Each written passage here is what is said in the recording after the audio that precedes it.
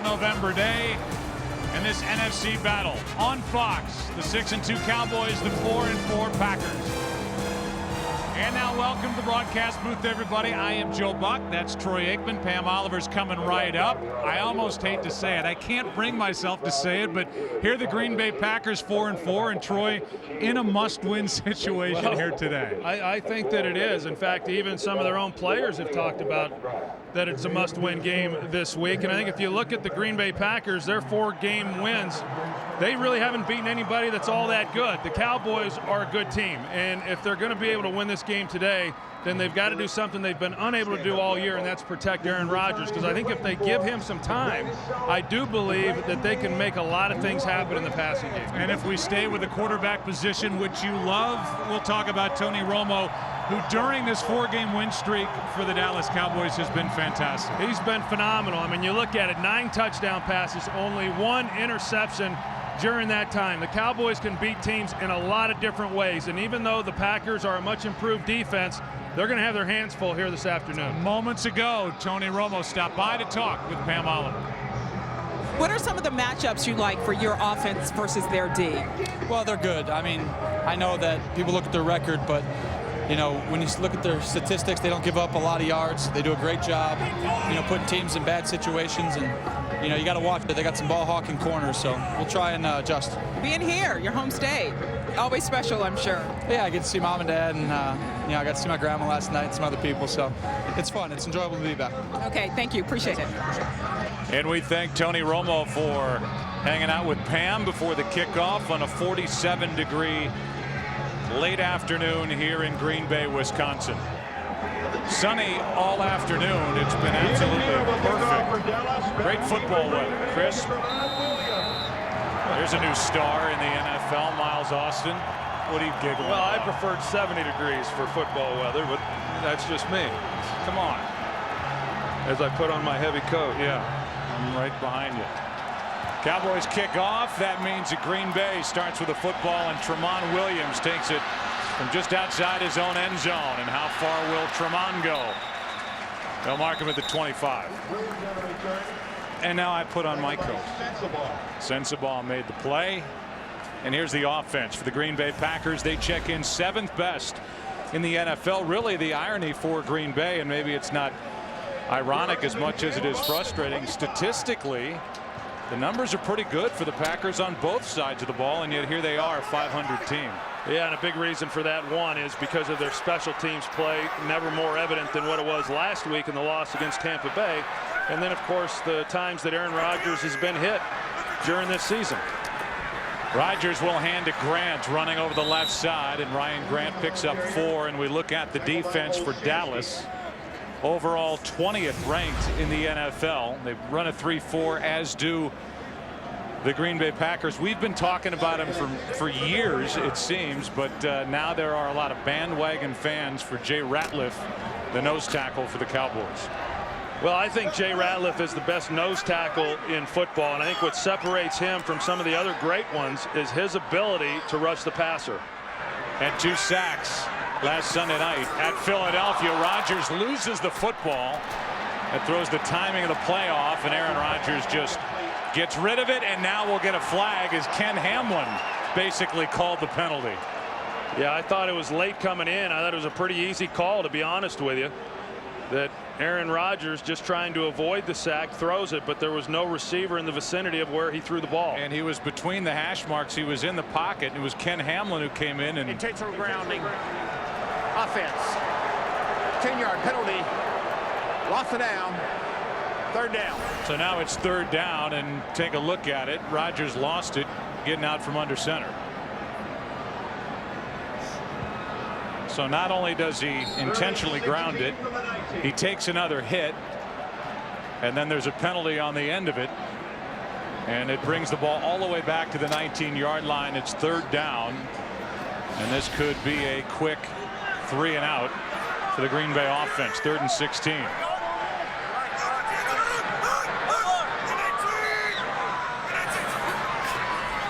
Rodgers throws over the middle. That's Jennings, and he will be brought down at the 30. A gain of 11. It's 4th down. We'll go for a game break. Here's Kurt.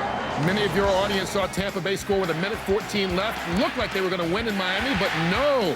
Dan Carpenter, 25-yard field goal with 10 ticks remaining, and the Dolphins get the win, 25-23. An exciting finish in South Florida. Joe, Troy, and Pam. All right, thank you, Kurt.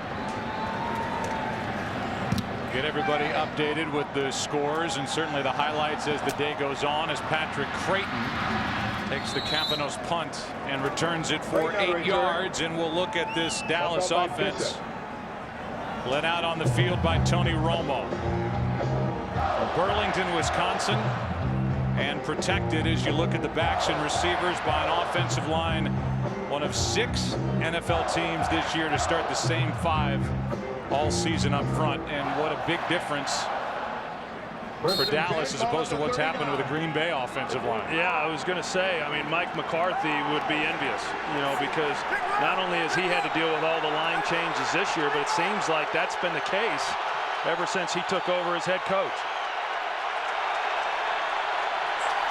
Out of the shotgun, a quick throw, and that's Witten out on the edge, and Jason Witten not much. Picks up 2.5. Tramon Williams, the first one there for Green Bay, but he wasn't alone. And we look at this defense, a 3-4, and they are big bodied up front with those down linemen. Yeah, in fact, you know, you talk about the Dallas Cowboys and their size along their offensive line. The Green Bay Packers are one of the few defensive fronts that have the mass in order to hold up against them. We'll see if they're able to do that, but at least from a size standpoint, they're every bit as big as what Dallas is up front. Here's a throw to Roy Williams, and he sheds a tackle and gets it to the Green Bay 40. Went around Tramon Williams and picks up 20, coming off his best game as a Cowboy at Philly. Well, Tramon Williams playing off, and so Tony Romo just comes up and gets the ball out on the quick throw to Roy Williams, and you know, puts enough of a move on Tramon Williams and then breaks the tackle. And Roy Williams, coming off of his best day last week in the win against the Philadelphia Eagles in a Cowboys uniform, makes a nice play to start this game. Here is a carry by Marion Barber, and plenty of room to run through this Green Bay defense as Barber gets 13. Nick Collins made the stop. This is a Green Bay defense that's playing today without Aaron Campman, without top backup Brady Papinga. Jermichael Finley, Mark Tauscher also inactive, so some big names and players not available to the Packers today. I think Jermichael Finley might be the biggest loss that they don't have here in this game. Romo down the middle for Austin, off his hands, incomplete.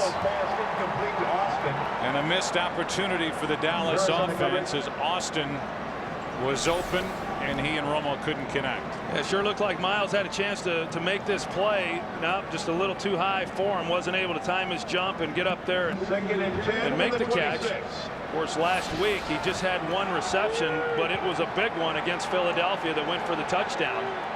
And what an impact he has made on this offense since he took over as the starter 4 weeks ago. Hand off to Barber right up the middle, and Marion Barber takes it down to the 19-yard line, gain 7. And it's 3rd and 3 coming up for Dallas. Good job up front. You're going to see Jason Witten make the block there on the outside, which kind of creates the lane. Then for Marion Barber, Martellus Bennett in there as well. It's a pretty good personnel grouping for Dallas. Whether they want to run the football with 2 tight ends, they can also split Witten out wide and use him as a wide receiver. 3rd down and 3.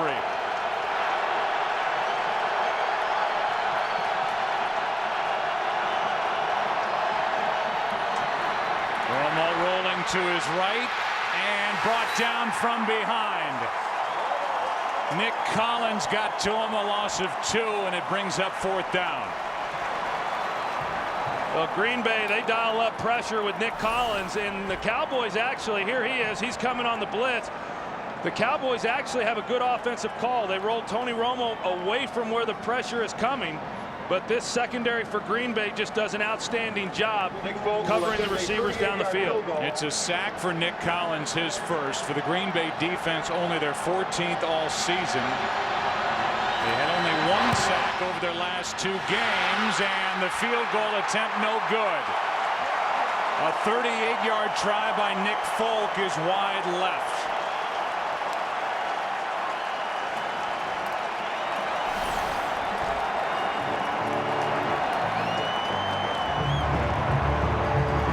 Folk is now 14 of 18 as that one hooked.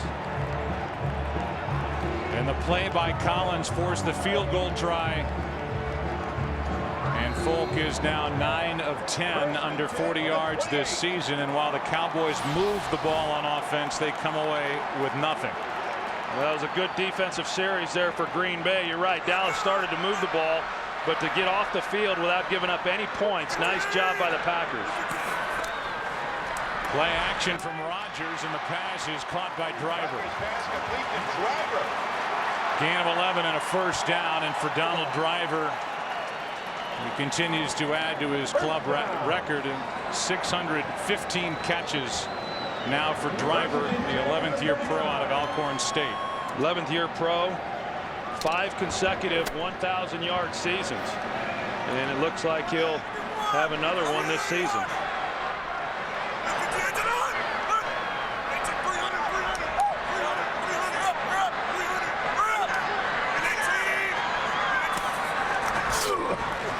Rodgers with pressure, gets away from it, buys some time, and throws, completes to Jones. Well, the Packers have the rookie T.J. Lang starting at right tackle, and you see Ware starts up the field, but then he comes underneath, and this is a move that DeMarcus Ware has just started to use more often, but because he came underneath, it opened up the edge then for Aaron Rodgers to get outside the pocket, buy himself some time, and he does a good job there in finding James Jones for a pretty good game. Cowboys now are moving DeMarcus Ware all over the defense. They'll even rush up the middle, that time from the left side, and T.J. Lang good enough. Rodgers with a good pocket throws, and incomplete over the head of Donald Driver, and a flag comes in.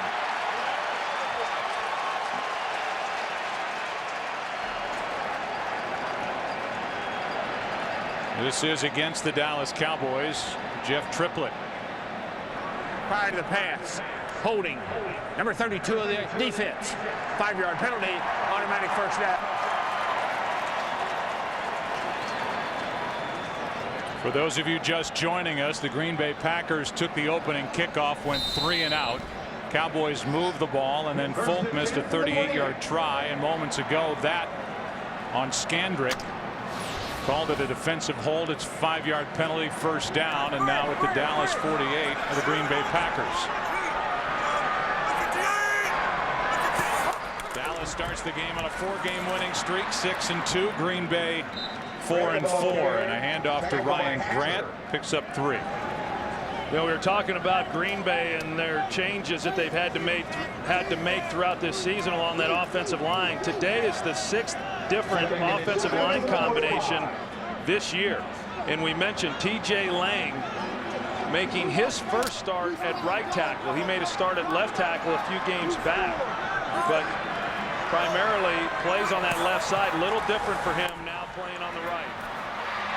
Rodgers throws and completes it just inches outside the 40 to James Jones, his second catch, a 5-yard pickup. And we're starting to see, you know, Green Bay coming into this game. Of course, you know, there's not many times when Green Bay comes out, when they put their game plan together and they start looking at their matchups with their wide receivers against the defensive backs, whoever it is they're facing, that they don't feel pretty good about it. The problem all year has been giving Aaron Rodgers enough time to take advantage of some of those skill players that they feel so good about. Donald Driver, Greg Jennings, James Jones.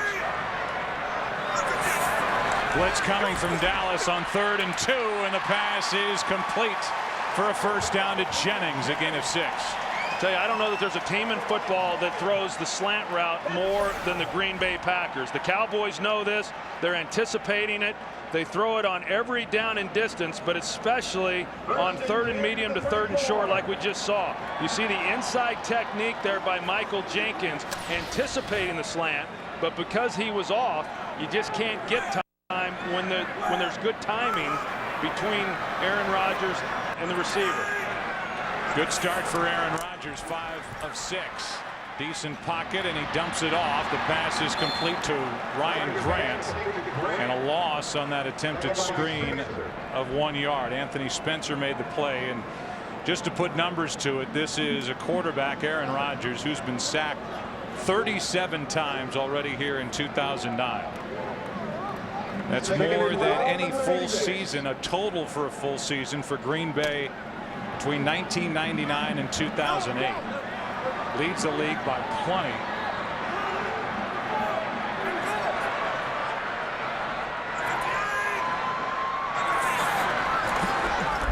On second down and 11, Rodgers is brought down after crossing the line of scrimmage by Anthony Spencer. A gain of only 2. 3rd and long coming up. And if given a little more time, he's got Donald Driver in the slot. Good move there, and you see that he's able to get to the middle right there in front of Sensabaugh, you know, where the weakness is within that zone, and that's when he pulled it down because of the pressure and just tried to get as much out of that play as what he could. You know, to follow up on your thoughts, Joe, on the sacks, yeah, Aaron Rodgers has had propensity to hang on to the ball a little longer than what he should. I'll tell you, the 6 sacks he took last week against Tampa, I didn't think there was really much he could have done about any of those. In fact, I thought that he escaped a couple. He could have very easily have had 8 sacks in that game. On 3rd down, the pass is incomplete for Greg Jennings.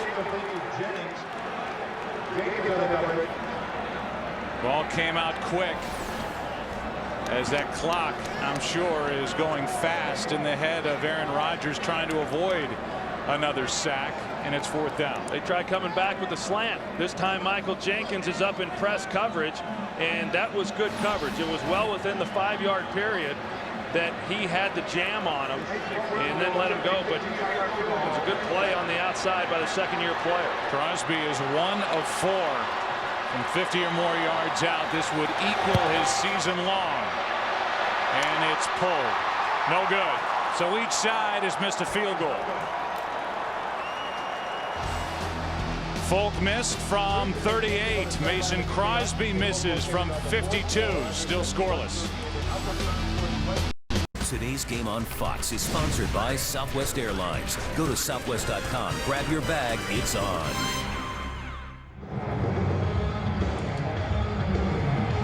There is Aaron Campbell, 2.5 sacks, playing at the left outside linebacker position this year, and a 3-4 for Dom Capers, the defensive coordinator for Green Bay. And this is a defense that, first of all, hasn't generated a lot of pressure on the quarterback all season. Now they're without their best pass rusher is the rookie Brad Jones, a 7th-round pick out of Colorado, gets the start.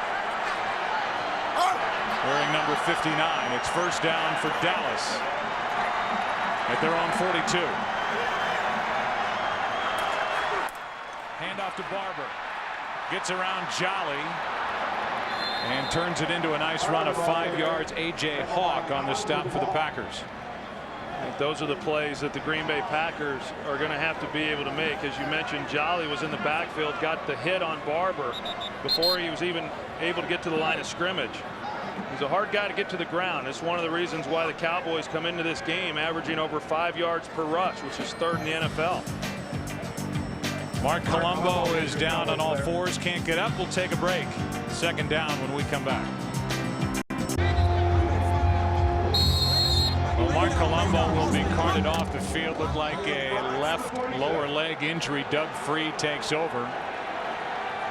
Colombo, whose career was almost derailed before it really got rolling while with the Chicago Bears because of a couple of knee injuries, was rolled up on by Johnny Jolly at 2nd down and 5.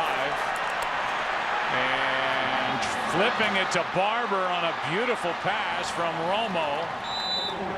And a big gain for Dallas of 13 yards. Wasn't real pretty in its formation, but a perfect throw from Romo. Here's the injury as Jolly went up the back of the left leg of Colombo, and it looked like the left ankle is what got pinned underneath that big body, and now this little toss to Marion Barber. Yeah, and what they started with was tight end Martellus Bennett in the backfield. He motioned out, and it created a pretty good lane there, you know, for the screen. Here's the Razorback formation, a direct snap to Tashard Choice. Nowhere to go, and well played by Woodson.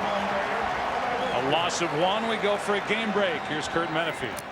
Cowboys fans keeping an eye on the Eagles. They will be happy with this one. San Diego's Phillip Rivers hooking up with Mike Colbert on a 20-yard score. The Chargers had the first lead of the game, 7-0. Philadelphia's come back to take it 14-7 right now. So Cowboy fans, a little perplexed. They were happy about one report and not happy about the way it finished up. So it's 14-7 Philadelphia out west. 2nd and 11 for Dallas. And a delayed handoff to Barber on 2nd and long, and he spins down to the 39. We look at the NFC East. It was a comeback victory last week for the Chargers in the last minutes at Giant Stadium. So the Giants are off this week 5-4. And because of their 4-game winning streak, the Dallas Cowboys are now on top with the Eagles in the middle at 5-3. Washington got a win today at home over Denver.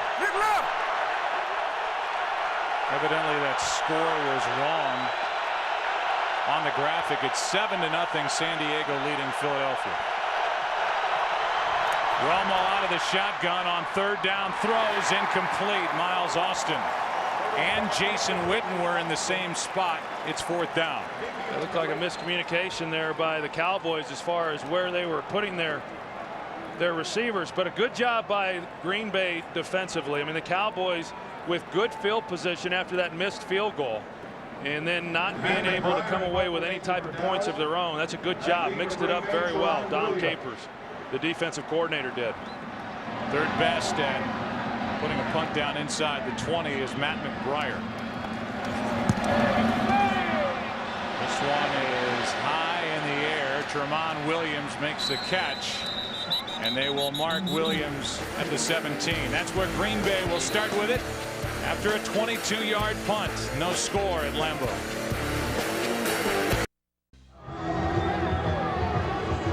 No score at Lambeau. The Golden Boy Aikman to my right. So we look at some of the quarterback play and the headliners across the NFL. And Jake Delhomme and the Panthers are hot. Brett Favre remains hot, and Drew Brees, they're still undefeated, but they had their hands full for the most part, believe it or not, at St. Louis. Well, they've won the close games, which is, what you got to do, certainly to be unbeaten, but you've got to do that in this league. A good win for Carolina. Atlanta had their opportunities and just failed to make the play at the end. So on 1st down, it's Ryan Grant, and he goes forward for a yard. That's it. You know, it's interesting, Joe. You look at the Packers offensively, more specifically Aaron Rodgers. His worst passing down is 1st down, which is pretty unique because typically 1st down's the easiest down to throw the football on. You know, it's a down and distance. It's obviously very favorable. He's 22nd in the National Football League in passer rating on 1st down, whereas on 3rd down, which is the hardest down, he leads the NFL. Very, very good on 3rd down. And it's going to be, how's he on 2nd and 14? Because that's what it's going to be. Number 70, the offense. 5-yard penalty. Still 2nd down. That's the rookie 4th-round pick out of Eastern Michigan, T.J. Lang, getting that started right tackle. And you look at the sacks by down. And on 1st down, he's been sacked 5 times more than on 3rd down. Yeah, and the sacks aren't, they're not a part of the equation as far as, being able to come up with a quarterback rating. But, that's pretty reflective of what's happened even in the quarterback rating, is that for whatever reasons, they've just struggled throwing the ball on 1st down. Here is a screen set up for Ryan Grant. Has some blocking in front of him, and Ryan Grant, a flag is down. And we'll see what the call is. Could be a hold out there with the blocking in front of Grant.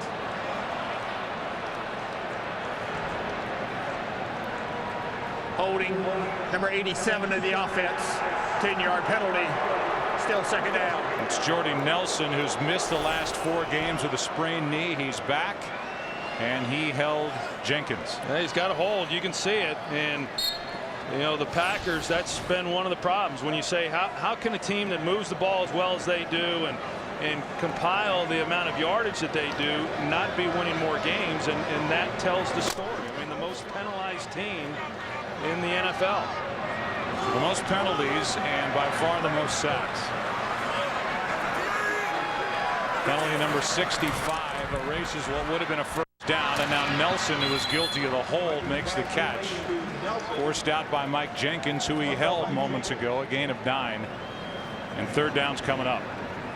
You know, I really like this Jordy Nelson. He's got the knee injury that, as you said, has kept him from being able to play here in recent weeks. But I know going back to last season, a young player, and yet he was able to do some good things. You know, 33 receptions as a rookie, and getting him back on the field and healthy, he and along with Jermichael Finley, who's not playing today, you know, those are just added weapons to what they've already got that are pretty good. Here's a blitz from Scandrick off the edge, and down goes Rodgers. Ball comes out, flag down on the play. They're whistling the play dead at the 15-yard line. Dallas takes over, but there is a flag on the field. And Scandrick came off the edge and was never touched and never seen by Aaron Rodgers. And never seen, and Aaron Rodgers has got to know when they're bringing the blitz off the edge. But it looked like that might be a penalty on the Cowboys because of where it's thrown on the field. It's in the secondary. Prior to the run, illegal hands to the face. Number 21 in the defense. 5-yard penalty. Automatic first down. So it's an automatic first down. It's on Mike Jenkins, and it takes away the turnover on the sack by Scandrick. And that was it. Right hand got up into the face mask of Greg Jennings. And there's Scandrick then coming off the edge, and that's what Aaron Rodgers has got to be able to see. He's got to know where he's protected and where he's not. He was not protected off the slot blitz with Scandrick. And the Packers were fortunate with the penalty not to give the short field back to Dallas.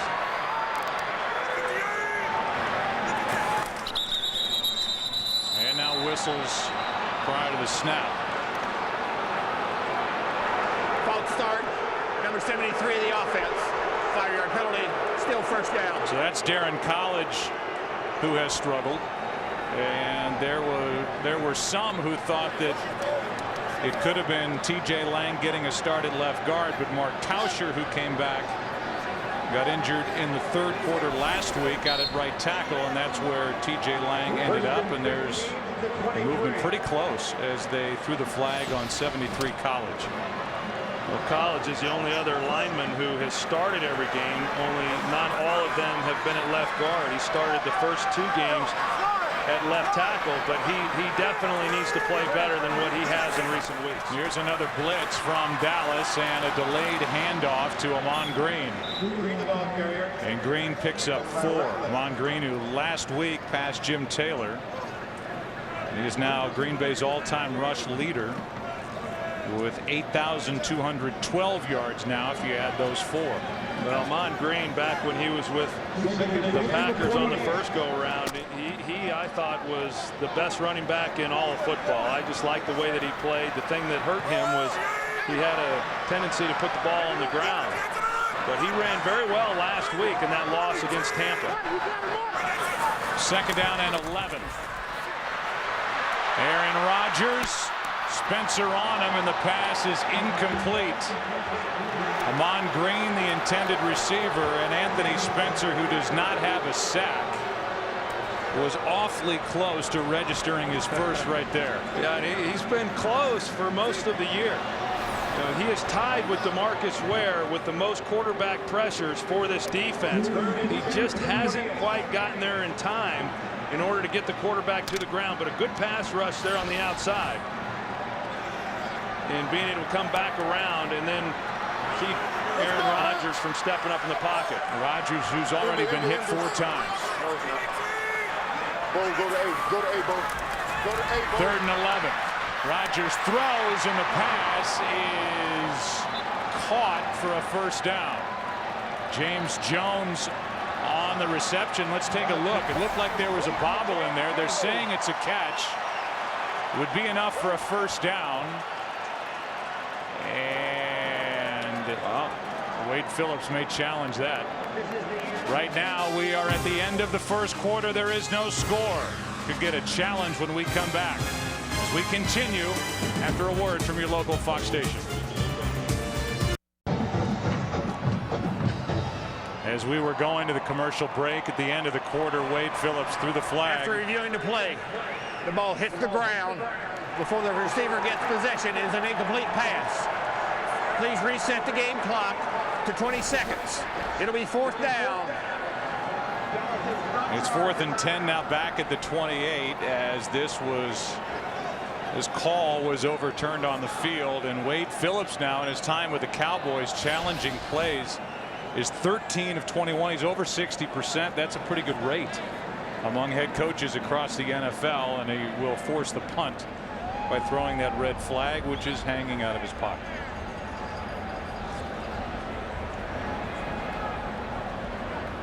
And they put time back on the clock.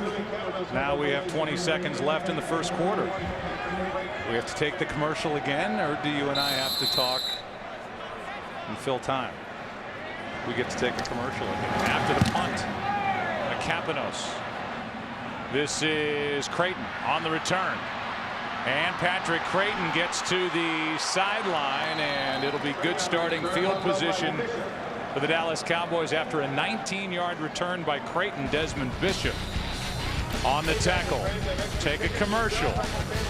10 seconds left in the first quarter. No score in Green Bay. No score, and Dallas will start at their own 49. Felix Jones takes over at tailback and will carry it. Little stutter step, and Woodson makes the tackle after a gain of 2.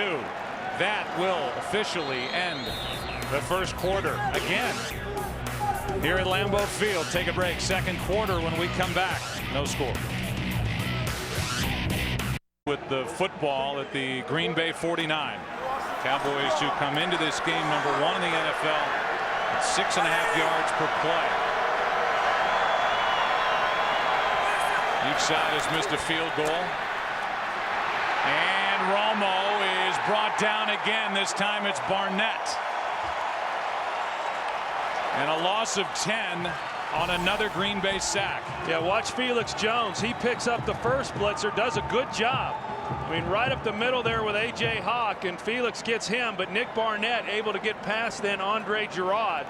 And Romo thinking he was going to have a little bit more time than what he had. You know, they do a good job, Dom Capers does, of bringing the middle linebackers up the middle. Of course, with the 3-4 scheme, you can bring a lot of different people from a lot of different places, but one of the things they like best is right up the middle. Second sack for this Green Bay defense. It's 3rd and 18. And a screen for Choice, stripped up from behind, brought down by Jenkins. A gain of 9, and it's 4th down. Colin Jenkins is having one heck of a season. Last year he was off to the best start of his career and then had an injury that ended his season. And watch the effort on this play here. He realizes it's a screen play late. He comes back on a hustle play and makes the tackle from behind. Great play. So another McBriar punt.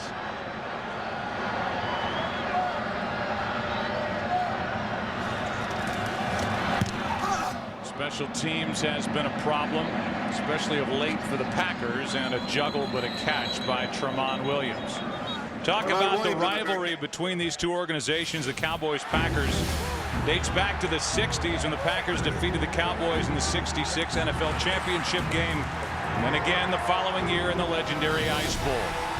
Packers went on to win the Super Bowl both seasons. Then in the '90s, Cowboys returned the favor in the playoffs, ending the Packers season 3 straight years from '93 through '95. Cowboys beat the Packers 8 straight times, '91 through '96. Cowboys won here last year. First time they've won at Lambeau, 1-5 all time in this historic venue. And the handoff to Ryan Grant. Olshansky makes the play, and a gain of 6.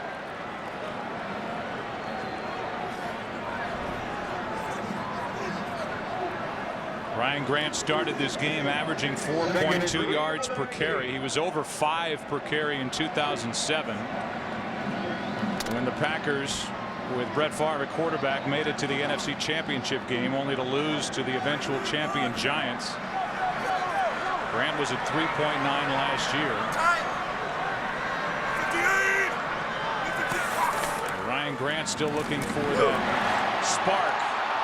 Off to a decent start here this afternoon as he gets it and gets 6 and a Green Bay first down. How about an update on Mark Colombo? Here's Pam Oliver. Well, Joe, we knew Romo's right tackle Mark Colombo had a lower leg injury. Well, after further evaluation and x-rays, it's not good news for him. Colombo has what the Cowboys describe as a bad high ankle sprain, and he's clearly out for the day. All right, and as we know, high ankle sprains take a long time to heal. Rodgers throws near side. Jennings makes a move. Runs into Brady James, and it's Brady James who gets the worst of that collision. See now if Brady James is able to get off the ground. Brady James, the injured Cowboys player. It's a 13-yard catch and run by Jennings.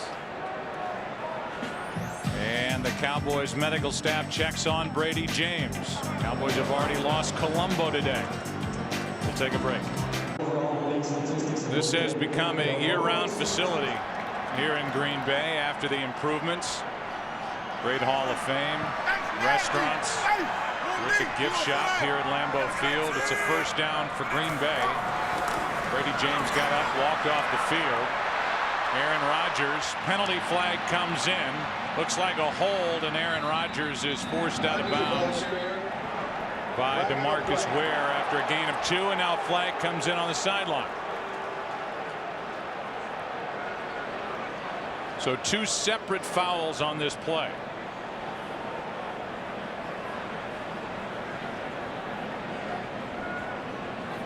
And it's up to Jeff Triplett to figure out where the ball should be. 2 fouls on the play.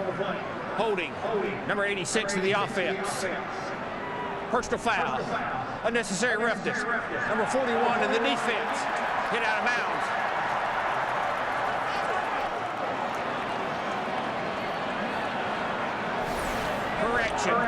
Correction.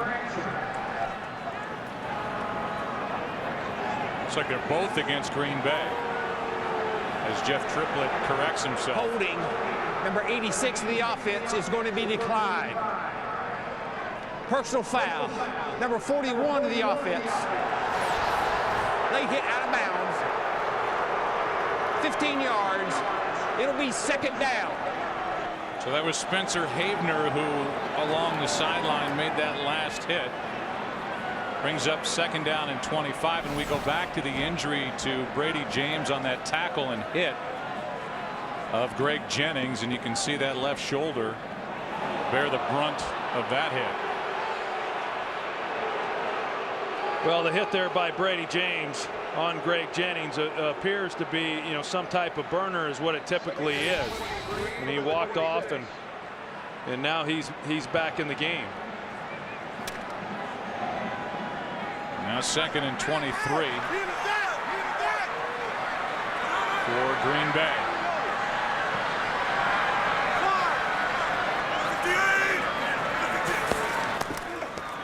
Here is a handoff to Amon Green over the right side. And it'll bring up third down and long as Keith Brooking made the play for Dallas. You know, it's the Cowboys defense that I think when you just look at the numbers in the NFL rankings and you see that they're ranked 20th in the NFL, you'd say, well, they're really not all that good. But in fact, they're not bad, and they're good where they need to be. They do a great job in terms of scoring defense, where they're 7th in the National Football League, only giving up 19 points, and then they're good at getting pressure on the quarterback. And here over the last 3 weeks, they've done a nice job against some good offensive teams. Delayed handoff. That's Brandon Jackson on 3rd and 22, picks up 2. DeMarcus Ware makes the tackle, and this crowd lets the offense hear it. And maybe the offensive coordinator, Joe Philbin, for that call on 3rd and long. The handoff for just 2 yards. And here's a Capanos punt with with right now nobody deep for Dallas, and Patrick Creighton will sneak back there.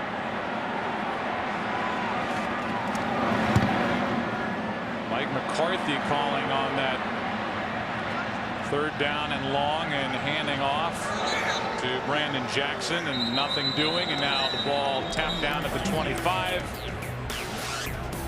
A 46-yard punt. Cowboys will have it, no score here in Green Bay.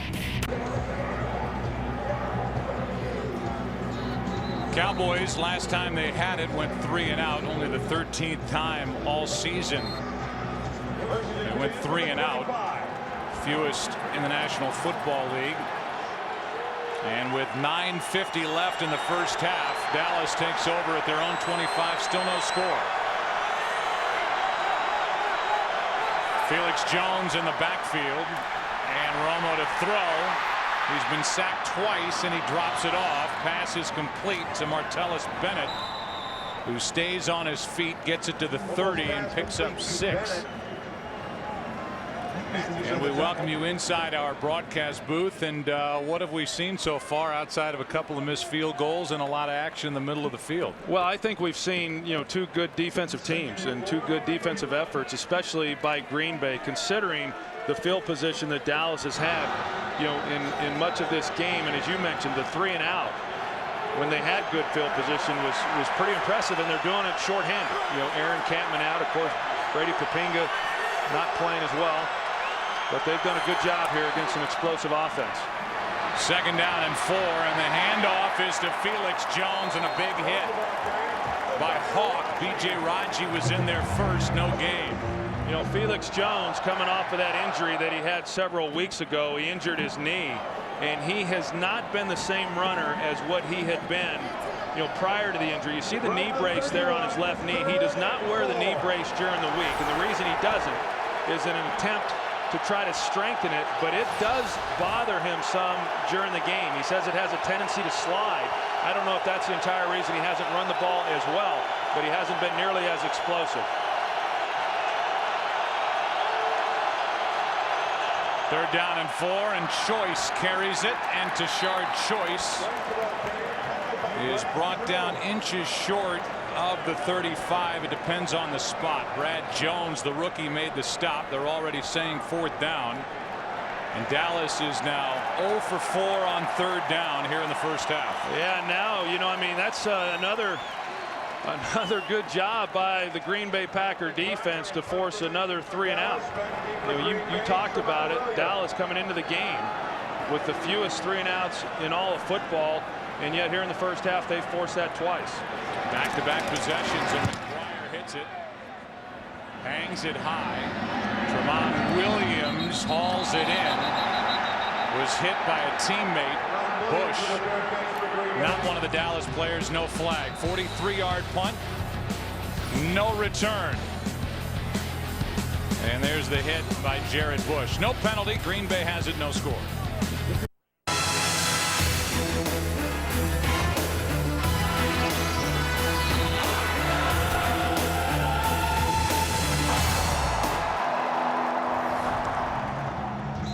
Green Bay with the football, and we look at their offensive leaders. 71 yards, 9 for 13 is Aaron Rodgers. 5 carries, 23 yards for Grant, 3 catches for Jennings. Starting at their own 23. Rodgers steps up and flips, incomplete, and a penalty flag on the play. Looks like another hold. Holding. Number 76 to the offense. 10-yard penalty. Still first down. It's Chad Clifton, the left tackle. Yeah, you got DeMarcus Ware here. He uses a speed rush on Clifton, and there's the left arm around the neck. And Aaron Rodgers trying to step up, but there was pressure inside as well. And so that kept him from really being able to do too much. You see the left arm there of Chad Clifton around the neck of DeMarcus Ware. Rodgers has not been sacked so far in the first half. There have been 3 holding calls against Green Bay. It's 1st and 20. Now back on the 13-yard line. Rodgers throws and completes. Ball's caught by John Kuhn, the fullback, and we go down to the field and Pam Oliver. Hey, Joe, rough day for offensive linemen all the way around. This time, Packers left guard Darren College is the victim of a right ankle injury. It bothered him even when trainers touched it, Joe. He is questionable as his return. Okay, so now it's Evan Dietrich Smith taking over at left guard, and each side is left with only one reserve offensive lineman as we play here with just under 7 to go in the half. Well, now they have their 7th offensive line combination of the year. 2nd and 17. Quick throw. Pass is complete. That's Jones. Another catch. A gain of only 5, and this crowd is frustrated with a lot of the play calling, a lot of the short throws, the handoffs, and it's 3rd and long for Green Bay. Well, it becomes very difficult, especially here 3rd and long. In fact, Mike McCarthy, when we were talking to him the other day, he said, hey, we've gotten more and more conservative with each game, each week, because we haven't been able to protect the quarterback, and it's not going to change in this game. They're putting more people in. Right now, Donald Lee, a tight end, he's in. More than likely, he'll be trying to help out the protection on this play.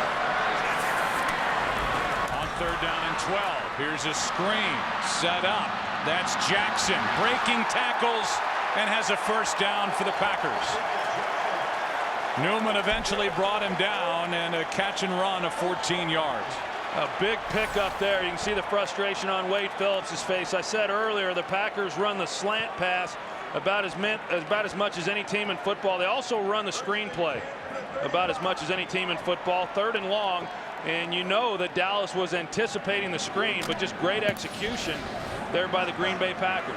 About 14 yards on 3rd and 12. 1st down for Green Bay. At their own 35, and the handoff is to Ryan Grant. Anthony Spencer was in the backfield, basically, a gain of 1 as Grant fell forward. We look ahead to Fox NFL Sunday next week. Redskins will be in Dallas to take on the Cowboys. Falcons and Giants, a good game. Cardinals at the Rams, and right now it's the Cardinals leading in the NFC West. They are taking on Seattle. As we speak, it's 2nd down and 9.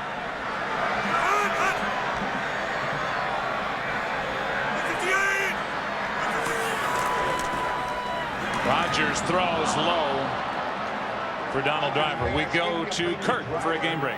And we go back to San Diego. Eagles and Chargers. Well, Damian Tomlinson, don't forget about him. 3-yard score. The Eagles have since added a field goal. It's now 14-3 San Diego leading in the 2nd quarter. And Joe, this time we coordinated the scoreboard and the actual game score. Hey, all right, so it's 14-3. San Diego, as I mentioned, has already beaten the Giants, trying to beat the Eagles, and they take on the Cowboys after a big matchup on December 6th. The Cowboys at the Giants. Here's 3rd down and 9 for Aaron Rodgers, and the pass is high but caught by Jackson. He's out to the 40. That's it. Terrence Newman on the stop, and it's 4th down. Well, if nothing else, at least for Green Bay, once they were able to pick up that 1st down on the screen pass to Brandon Jackson, it then gave them a pretty good position now to punt from and pin Dallas back, because as we've seen, Dallas has had good field position throughout much of this 1st half. Capanos hits a good punt. And Creighton from just outside the 20. Carried it across the 25. They'll mark him down at the 28. Corey Hall on the stop. 8-yard return. Dallas has it. Still no score. But 2nd-year player Felix Jones thanking the defense for their hard work so far.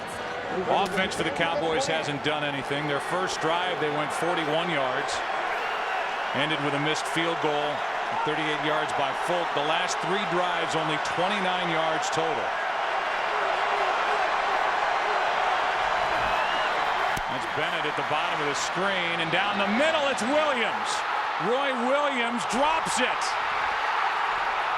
And now the fight for the football. Woodson knocked it out.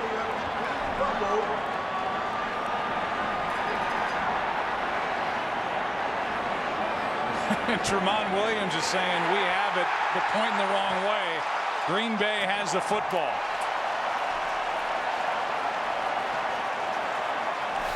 And that's the rookie Clay Matthews down at the bottom of the pile. Beautiful throw, the catch. Woodson knocked it out. And then Matthews had a clean opportunity at picking up that loose ball, and I guess eventually won the tug of war at the bottom of the pile. Well, it's great execution there by Dallas. They got what they wanted in the one-on-one matchup. They get Roy Williams up against Nick Collins, a safety, and Roy Williams goes right by him. He just fails to hang on to the ball. You see Tony Romo come in after the fact. It looked like Dallas was able to recover it, and then once it got into a scrum, Green Bay just yanked it away and came out of the pile with the ball. Packers now this season at +11.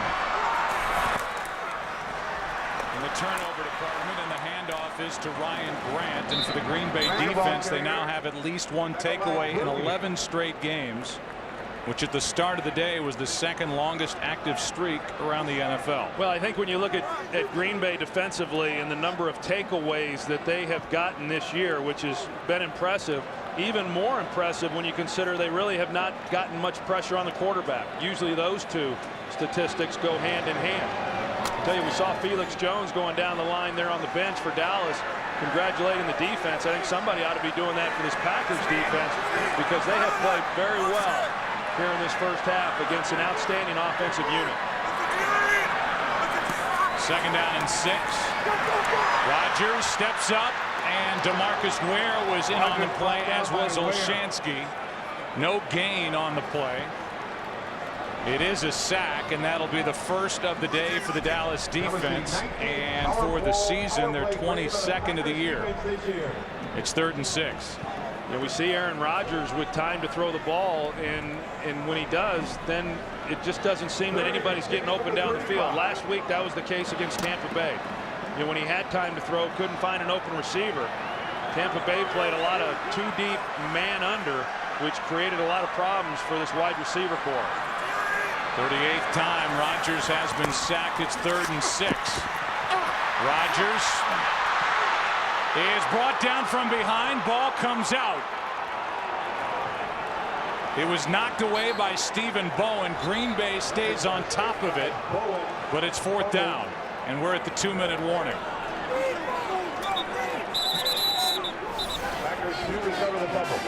Aaron Rodgers had the ball knocked out by Stephen Bowen. And we are at the 2-minute warning. It was Lee who got on top of the loose ball. 4th down when we come back for the Packers. No score. Across the NFL this season, no game has been scoreless at the half. It's 4th down and 5. Campanos hits a beauty, with Creighton having to go back and grab it. And not much room to run. 53-yard punt, just a 6-yard return, and Havener made the tackle downfield. There's Ken Hamlin, the safety. This is called man free. Ken Hamlin's going to be the free defender. They're man everywhere else. They've got Donald Driver trying to run across the field, but Hamlin in the throwing lane. And after that, there was nowhere for Aaron Rodgers to throw the football. Once he starts to scramble out, and this is what you always worry about as the quarterback, once you start to move to the right and you've got defenders pursuing you from the backside, that's the first thing they learn to do, is to go after the football while they're coming through on the sack.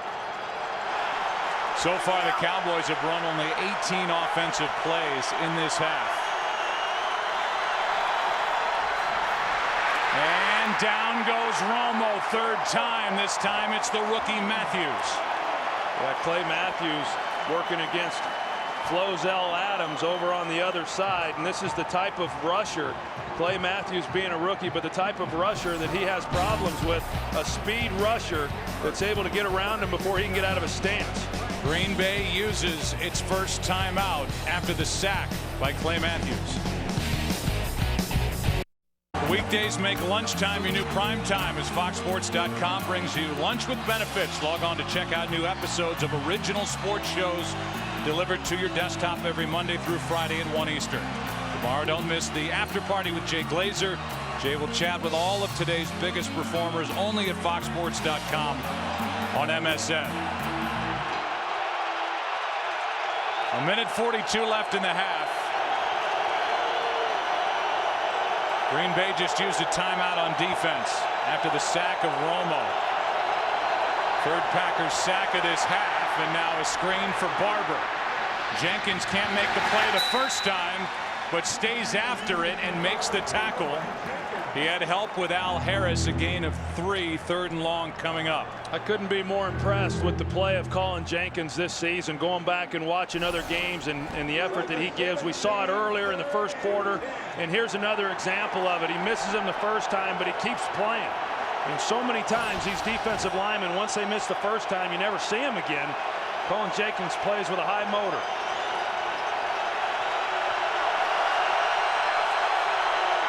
Third down and 10.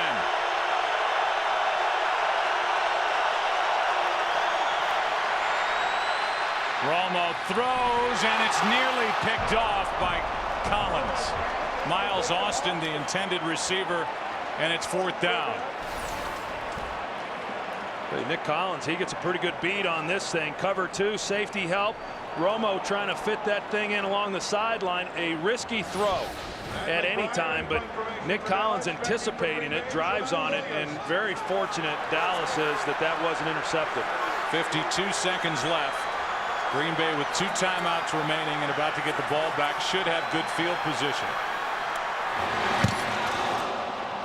Pryor punts it. Tramon Williams back inside the 35 from the 32. Down the sideline and forced out by Carpenter. 51-yard punt, but a good return of 18 yards by Tramon Williams. Coming up on the Visa halftime report, Kurt, Terry, Howie, Michael, and Jimmy will have scores and highlights from around the league. And the Fox Sports ticker will keep you updated with up-to-the-second stats. Cowboys were shut out in the first half earlier this year against Carolina, a game they came back and won. The Packers have not been shut out in the first half in 45 games. Well, I'll tell you, an impressive job again by the Packers defensively. Dom Capers, defensive coordinator, said this Cowboys offense best they have faced all season, and holding them well below their season average going into halftime. Pass is complete. That's the tight end lead. Down on a knee after the hit by Carpenter, a gain of 4. Carpenter on the tackle. And now the clock continued to run. Green Bay, they're second. Please reset the game clock to 33 seconds. So they put only 3 seconds back on the clock. 33 seconds remain as the Packers, who got the ball at midfield, had their best starting field position of this game. I'm just not sure why Green Bay called timeout there. You know, I mean, the first play to complete a pass and then immediately call timeout. I think they wasted one there.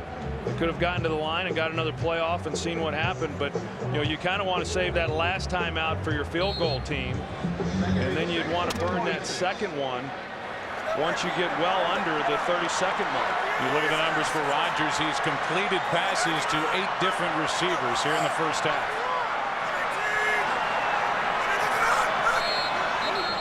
And they got Greg Jennings here.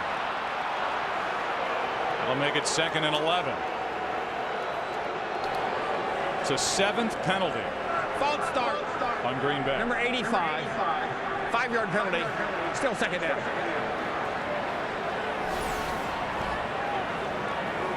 Second and 11 from the 49. That's the 3rd false start by the Packers, who I believe are at home this week. Well, you see the frustration by Aaron Rodgers. I mean, he's trying to use hard count to neutralize this pass rush that Dallas has, and you can't use it when you've got receivers then that are flinching. 2nd and 11. Rodgers throws, and open is Driver. Makes the catch, still going, brought down from behind at the 27 by Spencer. And now Rodgers clocks it, stops it with 17 seconds left. You know, they've been using Driver a lot here in the slot. They've been manning up with him for the most of the first half with Orlando Scandrick, but they played zone. And if you play zone against Donald Driver, he's going to find a hole. And then it's just a matter of whether or not Aaron Rodgers is going to have time to find him. But that's good execution between those two.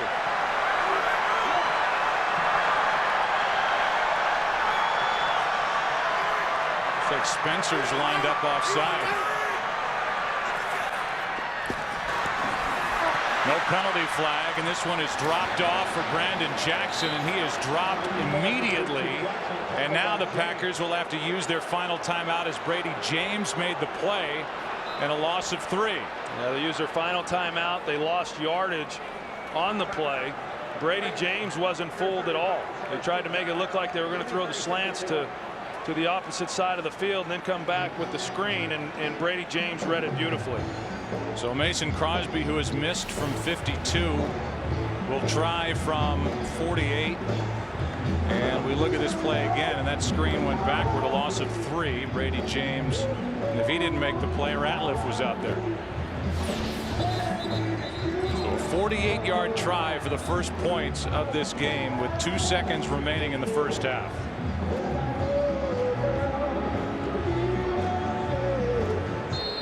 Crosby will attempt a 48-yard field goal.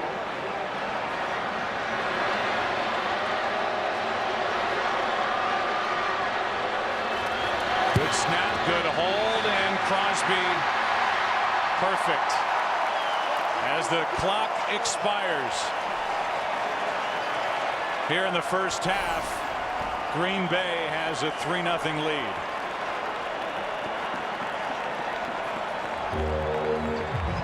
And this one had plenty of distance from Crosby. The first half, where we saw 13 possessions, 9 punts, 2 missed field goals. Crosby is good from 48. 9 penalties, 12 first downs, just 3 points and a turnover. All that equals, after a half of play at Lambeau Field, a 3-0 Packer lead in a game they need, taking on the Red Hot Cowboys on a 4-game win streak. Visa halftime coming up.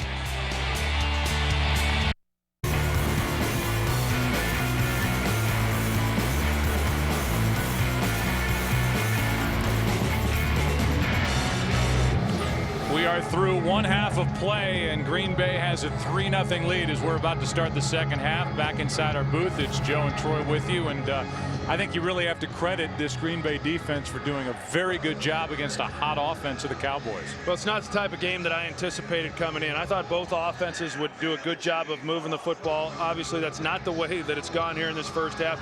I agree. Dallas defensively has been very good as well. But when you look at Green Bay and what they've been able to do against a team that was averaging over 400 yards a game coming in, and to hold them to 111 yards at halftime, very impressive. Of course, the big play there at the end of that half, the completion to Roy Williams, the fumble, which then set up the field goal for Green Bay prior to the half. Some talk during the week that Felix Jones would no longer return kicks. Here he is.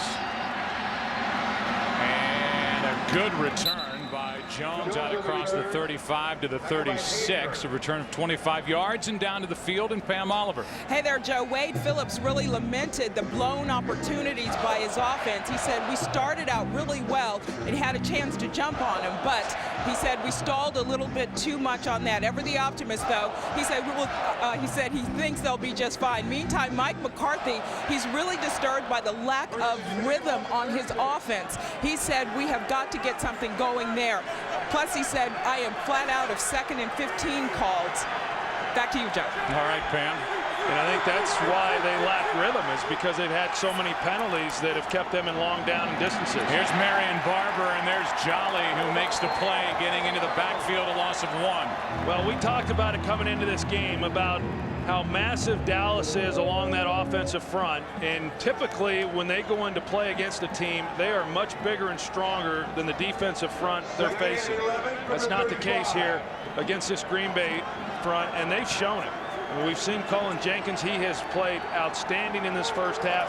Nice play there by Johnny Jolly. Mark Colombo left early first half, then replaced by Doug Free. The broken fibula, that's the report on Colombo, and now for the 4th time, Romo goes down. 2nd time, it's Barnett. And a loss of 8. And the offensive line for the Cowboys is breaking down in this game. And you're going to see Nick Barnett, A.J. Hawk, they're coming up the middle as we saw it in the first half. They do a good job with that of timing up that blitz and then coming off the blocker. They had somebody for Barnett. Barnett one-on-one against Marion Barber, and he just defeats the block and makes a heck of a play. It's 3rd and 19. Play clock winding down. Timeout. Play clock down to 2. Romo takes a timeout. 3rd and 19 when we come back to Lambeau. This sellout crowd making a lot of noise. Match deal by Cadillac and by AT&T. Your world delivered.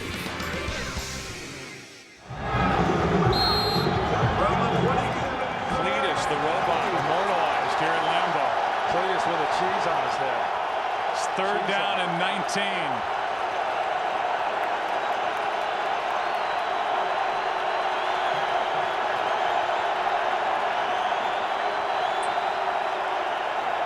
Just a 3-man rush. Romo can't find anywhere to go with it. And just throws it away. In the direction of Witten. Now a penalty flag comes in late. It's against Dallas. Ineligible downfield. Number 65 of the offense. That penalty's declined. 4th down. I tell you what, it's rare when you bring only 3 guys against Dallas and give Tony Romo time to throw the football and let that receiving core work down the field, that he's not able to find somebody, and that's a good job. I mean, Romo was able to buy time, and they were still able to lock up and not give him anywhere to go with the football. McBriar punts at Tremont Williams from just outside the 25. McBriar in his way, and he goes down. Ball came out, and we'll get the call from the officiating crew. No signal yet. Ladouceur, the long snapper, got on the football, it appeared.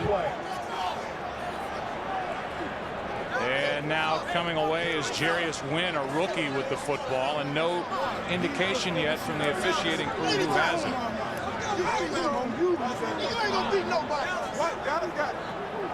Well, I think the fact that Jarius Wynn has it in his arms that...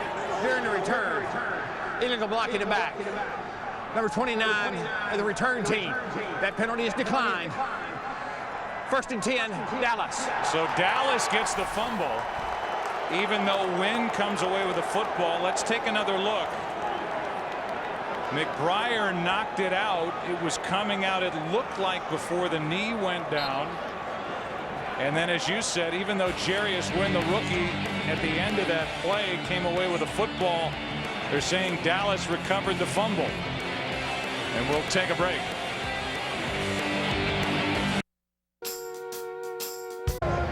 Well, LP Ladouceur definitely came out of that pile with a football. We showed that going to break.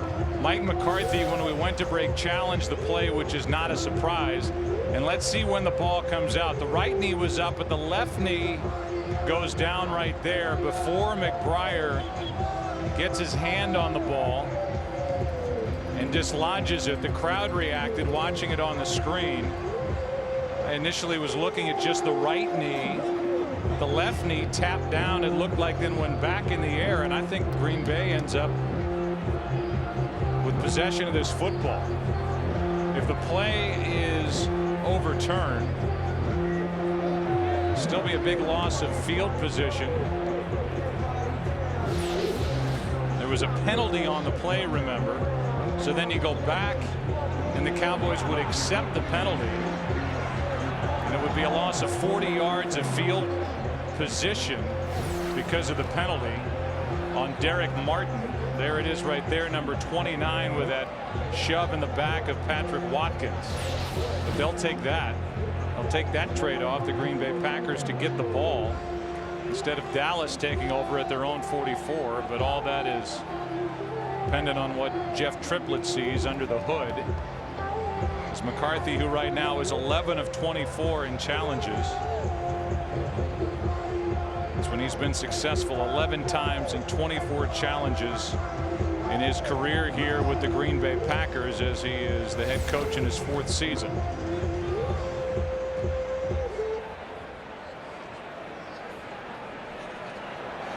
I don't think the ball is loose until right there, and I think the left knee had already been down, but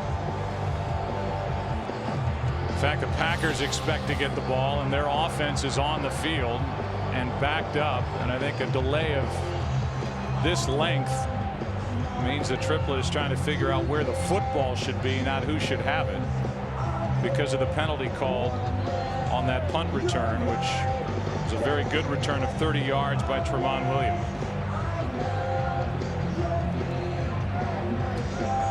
It's been a couple of bad weeks on special teams for the Green Bay Packers, and that penalty will take away a lot of field position for Green Bay. And after the penalty, the ball could be back around the Packer 15-yard line if they overturn the call. And here comes the call from Triplet. After reviewing the play, the runner goes down the ground on his own and is touched by the defensive player before the ball comes out, so he's down by contact. So it'll be Green Bay's ball.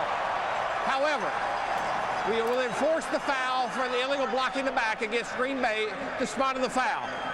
Please reset the clock to 3:18. Green Bay's not charged the timeout. That sounded like an infomercial for Jeff Triplet. I mean, it did. But there's more.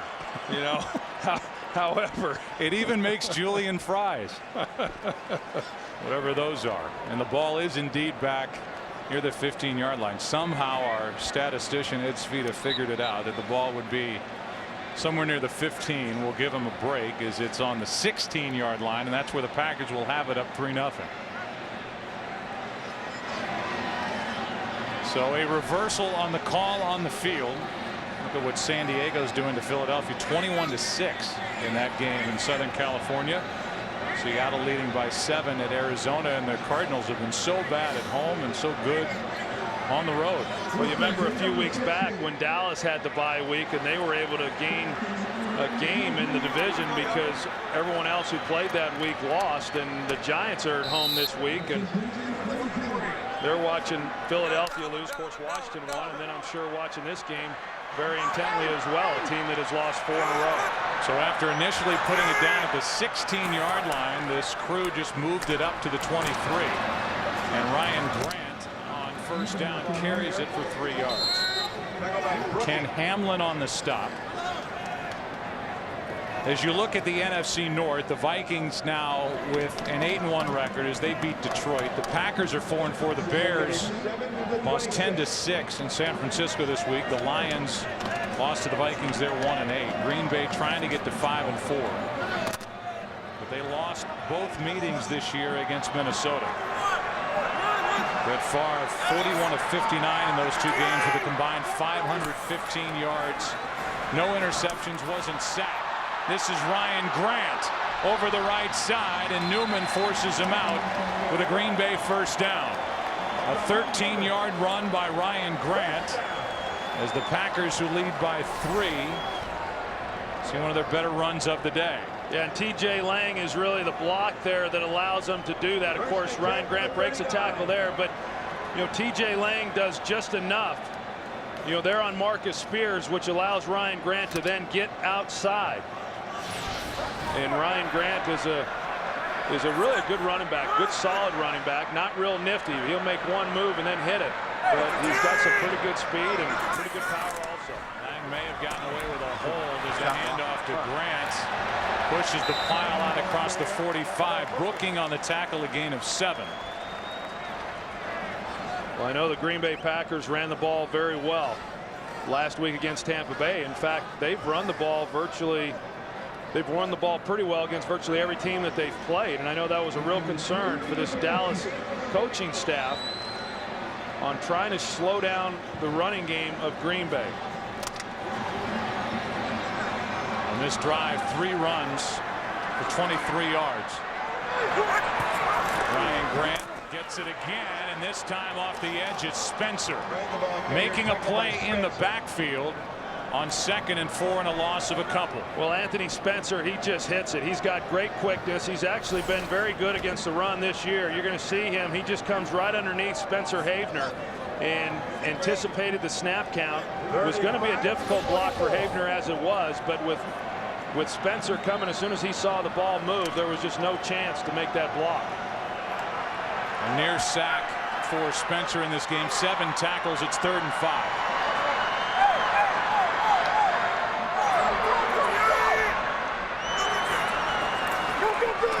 Extra men on the rush. Green Bay offensive line picks it up, and Aaron Rodgers gets a first down.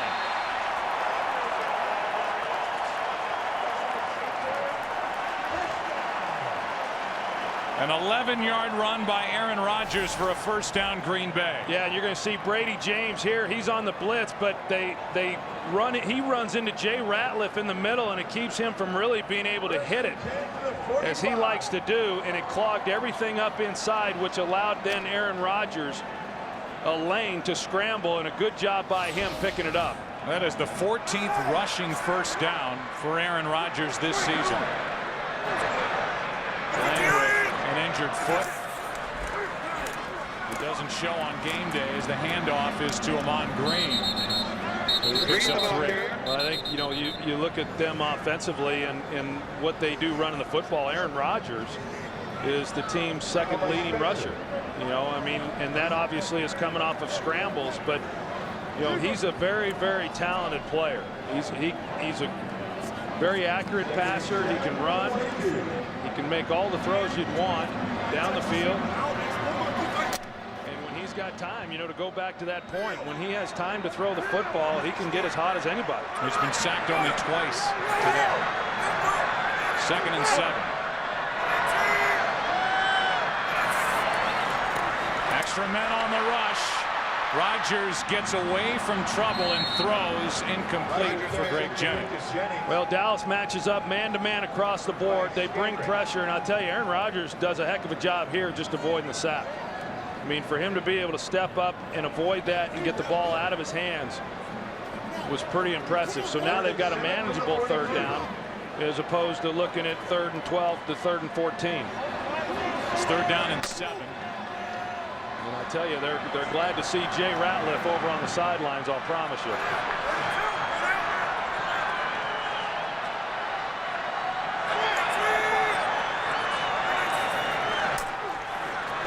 Rodgers in trouble, stays on his feet for a moment, and now down he goes. Penalty flag on the play.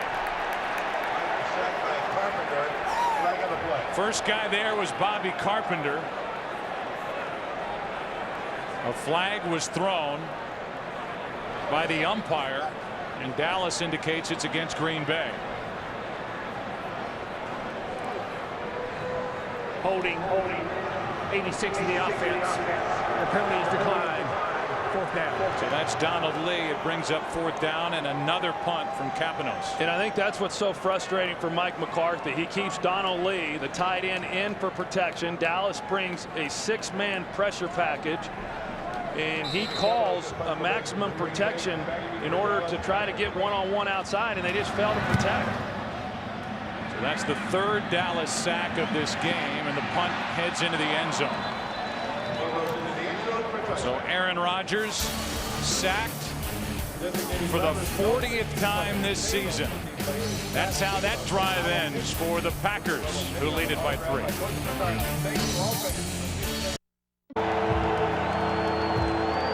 Cowboys have it at their own 20, down by 3. Miles Austin does not have a catch, although he didn't have a catch until it really counted on Sunday night in Philadelphia. And he was good for 49 yards in the game-winning touchdown to beat the Eagles. That put Dallas on top at 6-2 in the NFC East, riding a 4-game winning streak and trailing on the road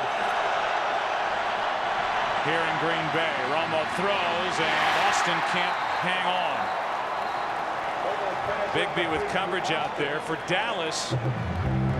Their last first down came with 4 minutes and 40 seconds left in the first quarter. That's how good this Green Bay defense has been, and that pass was tipped And then off the hands of Austin as Jolly got his hands on it.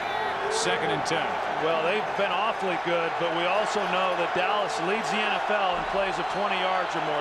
They're explosive, and they're in their razorback here. That's the Cowboys version of the Wildcat, and it's Tashard Choice. Penalty flag comes in as Choice has enough for a first down, depending on the call. There's Jason Garrett, the offensive coordinator for the Dallas Cowboys. The ball. Personal foul. Face mask. Number 31 in the defense. 15-yard penalty. Automatic first down. So that's Al Harris, and that turns it into a 26-yard play. You see Al Harris come in and right there got an open hand, but a little bit of the face mask there, and the head turns, and that's the right call.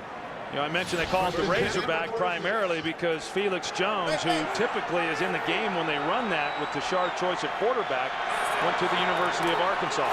This ball is out. Deion Anderson, the fullback, knocked it out of the hands of Tony Romo. Don't know if Romo was getting it to him or not. A loss of 2 on the play, and it's 2nd and 12. You know, I was commenting on it, and here Dallas going with a hurry up or a no huddle offense, but they are so explosive that even like with Miles Austin not yet having a catch, I mean, you still got to be solid and keep your focus every single play because they can go the distance at any time.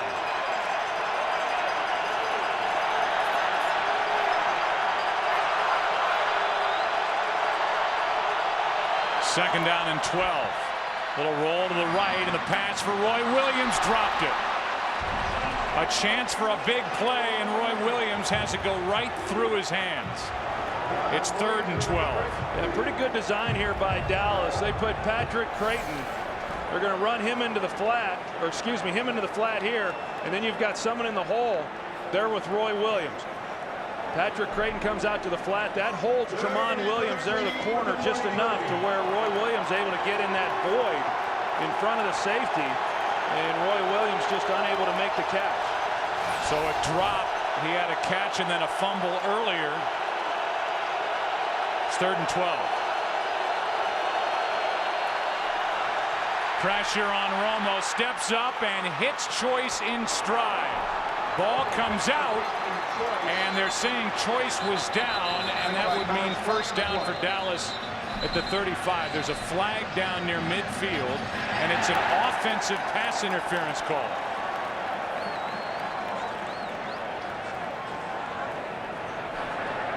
Pass interference. Offense number 82. 10-yard penalty. Repeat 3rd down. It's on Jason Witten. Yeah, we'll take a look and see what exactly Witten did, and you know that's the pick. That's a good call. That's a pick. You cannot do that. They're in man coverage, and then you're going to see the blitz here with Jared Bush off the edge. But Romo, I mean, he comes untouched. Romo just gives him a little bit of a shoulder fake and is able to step up in the pocket. But a good call there by the officials. You know, you run whenever you're playing a team that plays a lot of man coverage, you run those crossing routes trying to get a natural pick, but you can't just pick them off the way that Jason Witten did. Penalty on Witten wipes out what would have been the first 3rd down conversion of Dallas in this game. Now it's 3rd and 23. They fake the handoff and setting up a wide receiver screen for Ogletree, and it does nothing, a gain of 1. You know, they ran that play last week a couple times against Philadelphia to Kevin Ogletree, who's been a good addition to this team, has great speed. And last week he was able to get some pretty good yardage off of that. Thought they might be able to sneak one in here, but didn't work quite the same as it did 7 days ago. So that drive stalls, went backward because of the penalties, and Roy Williams with a key drop. Fair catch called for and hauled in by Tramon Williams. 46-yard punt, nothing on the return. Green Bay will start at their own 20, still leading by 3. Packers have it at their own 20, leading by 3 with 6:50 left in the 3rd quarter in a game that they need. Packers, if they lose today, they're 4-5. They need to win 6 of their last 7 to get to 10 wins as they battle Three pretty good teams in the NFC to try to get a wild card spot. As the pass is complete to Donald Driver. Newman gets a hand on him, and Driver is out to the 25, a gain of 5. I think you got to be pretty impressed with what Green Bay has done tonight on third down. Dallas has still not converted a third down. And Green Bay came into this game 4th in the NFL stopping teams on third down. Dallas was pretty good, but in a lot of ways that's been the difference.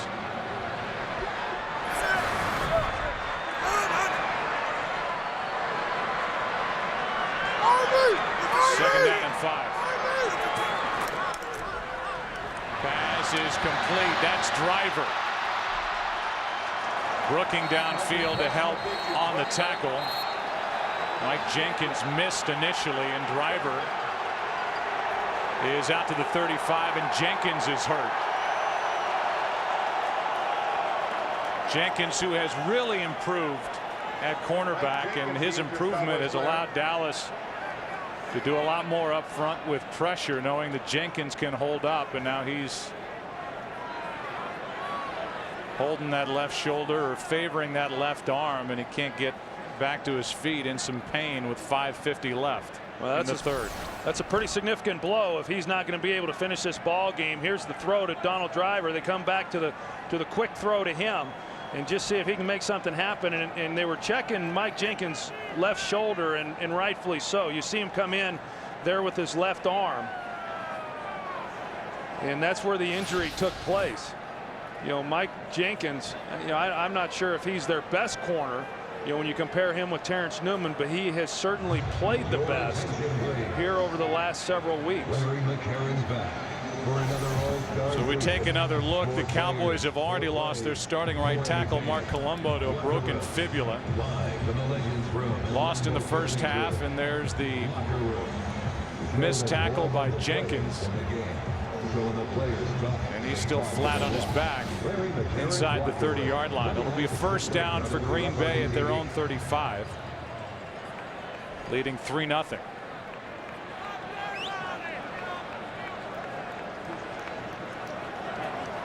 Take a look at some of the headliners at the running back position from earlier today. Michael Turner left the game against Carolina with an injured ankle. 9 carries, 111 yards.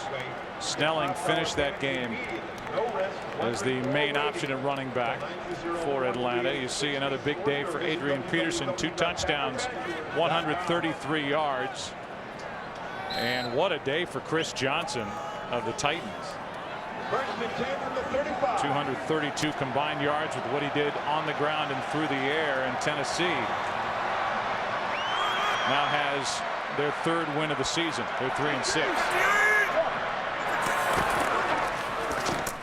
Handoff is to Grant, and Ryan Grant picks up 3. Brady James on the stop. Yeah, I'm a little surprised because of the injury to Mike Jenkins. They then had to put Orlando Scandrick on the outside, and I really thought that the Packers would come out and try to test him. He and Mike Jenkins were in competition for the starting corner position opposite of Terrence Newman, and then by the 3rd week Mike Jenkins had won the job. Orlando Scandrick has just been their nickel guy, but he is now playing outside with the injury to Mike Jenkins.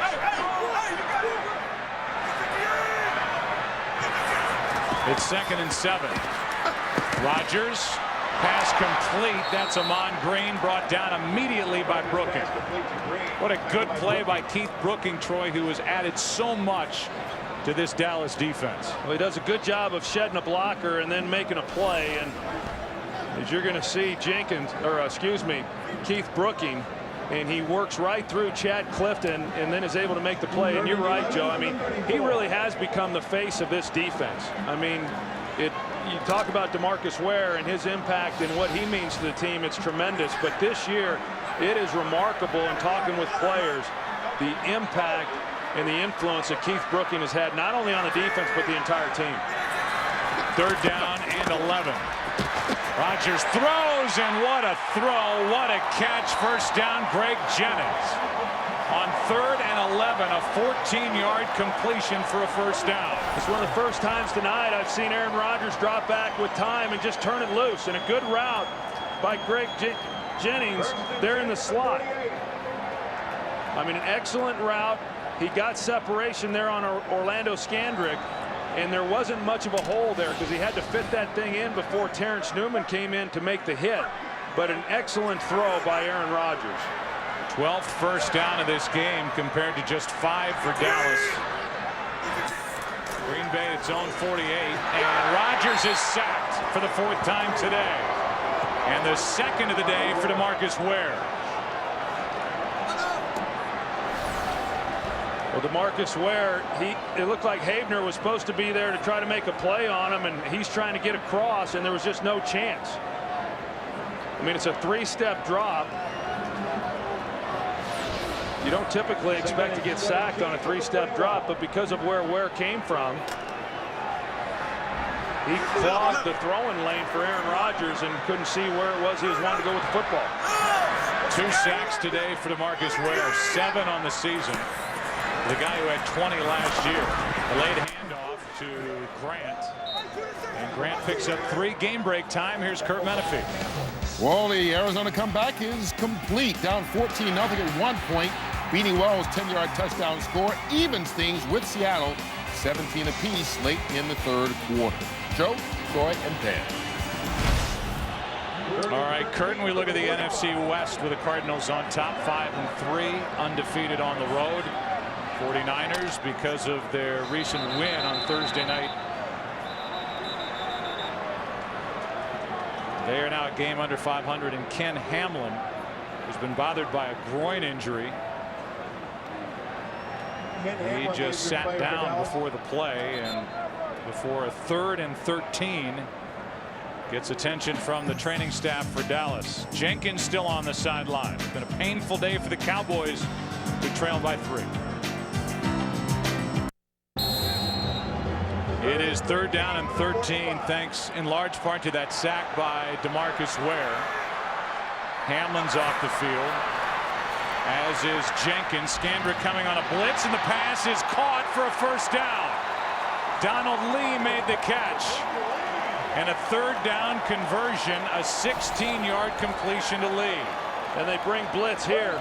Dallas does. Aaron Rodgers hangs in the pocket, and he has to stick this one right on Donald Lee. You could see there was not much there. Bobby Carpenter in underneath coverage, and there was not a lot of space there for Aaron Rodgers to fit that ball. The only chance he had was to stick it right on the numbers of Donald Lee, and that's exactly where he put it. Packers have converted on 3rd and 11 and 3rd and 13 on this drive as Ryan Grant goes right up the middle.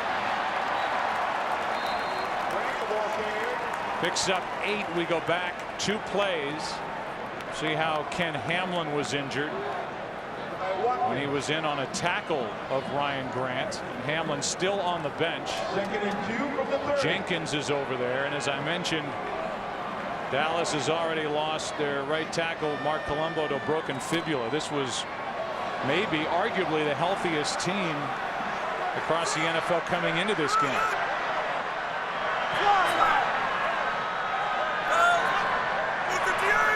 2nd down and 2.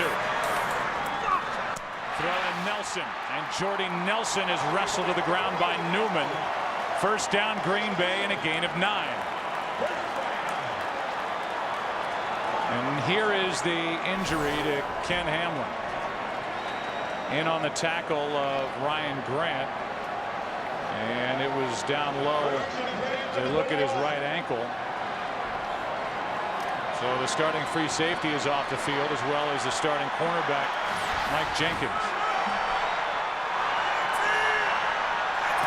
Time running out on the 3rd quarter as Ryan Grant can't get around DeMarcus Ware. And a penalty flag is down at the 13-yard line.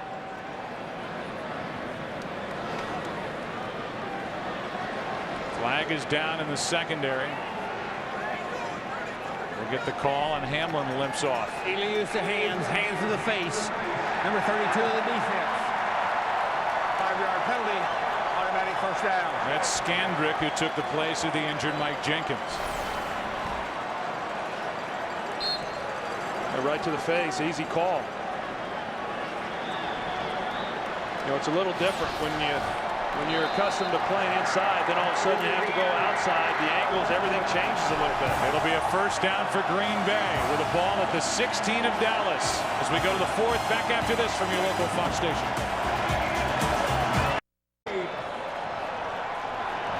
It's first down for the Packers, leading 3-0 as we start the 4th quarter with a ball at the 16-yard line of the Dallas Cowboys. Rodgers throws, end zone, and off the hands of James Jones. Coverage by Alan Ball. Pretty good idea, though. They come with a running formation. They got 3 backs in the backfield. They run the ball more times than they throw it, but they get one-on-one outside because of it. And you've got them up against Alan Ball, who's in the game again because of the injury to Mike Jenkins. And they got everything that they wanted, and they just failed to execute.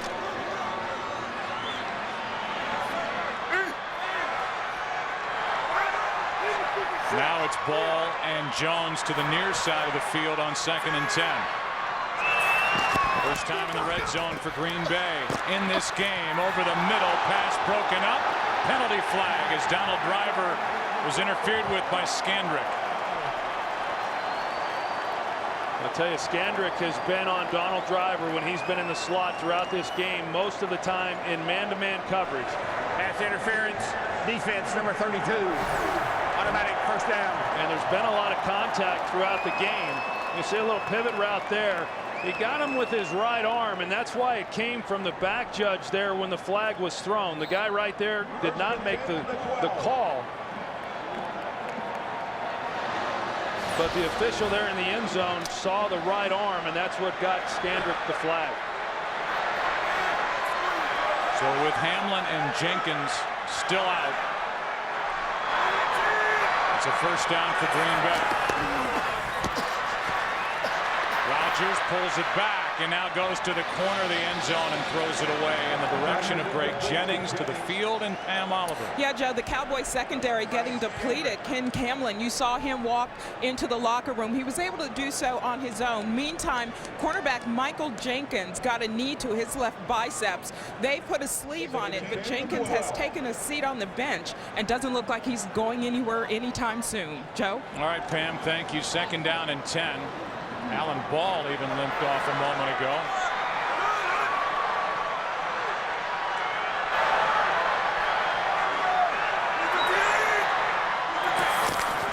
On 2nd down, handoff to Grant. Grant wrestled to the ground by Brady James, a gain of 4. Well, you look at this game right now with another 3rd down, and what Green Bay has been able to do on 3rd down, more specifically what Aaron Rodgers has done on 3rd down. I talked about it early in this game. He leads the NFL in 3rd down passing, and he's been exceptional in this game tonight. Talk about a red-hot Dallas offense. Green Bay's kept the ball away from Dallas, doubling up in time of possession. It's 3rd down and 6. Alan Ball back on the field for the Cowboys. Rodgers, Jordy Nelson fighting, and they're going to mark him short of the end zone. It's enough for a first down, and it'll be 1st and goal from the 1 as Scandrick hung on for the tackle. Just the extra effort there by Jordy Nelson, and you see Scandrick, and probably a good call. We'll get an idea as to where the ball was when his knee went to the ground. You know, at first blush, I thought that he got it into the end zone, but you're able to slow this thing down a little bit, and I think that was a good call by the official, marking it where they did. But it's 1st and goal as it stands right now from the 1, and Mike McCarthy is going to challenge the call. No doubt on the lunge, he breaks the plane, but it looked like the right knee was down. It just depends on if we have a shot that will give. Green Bay is challenging the ruling on the field. The runner down by contact short of the goal line. Well, here's a much better look at it as to where the ball was when the knee goes down and he's not in. And I got to tell you, I don't understand what McCarthy saw, what look he saw to warrant a challenge and cost himself a timeout. We'll get the call when we come back.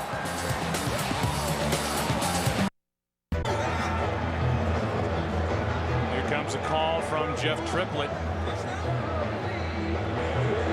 After reviewing the play, the ruling on the field is confirmed. The runner is down with the knees down and the ball short of the goal line. Green Bay has charged the timeout. We give you another look, and it is clear that the knee is down. The ball is short of the goal line. I mean, it all happened so fast. McCarthy was so quick to throw the red flag that I don't know what anybody upstairs could have seen. We didn't even know yet definitively, and to challenge that was just a dumb challenge. And he has one of the worst views of that play than anybody in this stadium. And now a timeout is taken by Dallas. Brady James is hot. You just had an entire timeout while there was Triplett under the hood, and now Dallas is left with only one timeout in this second half, and Green Bay, because of the missed challenge, they're out of challenges the rest of this game.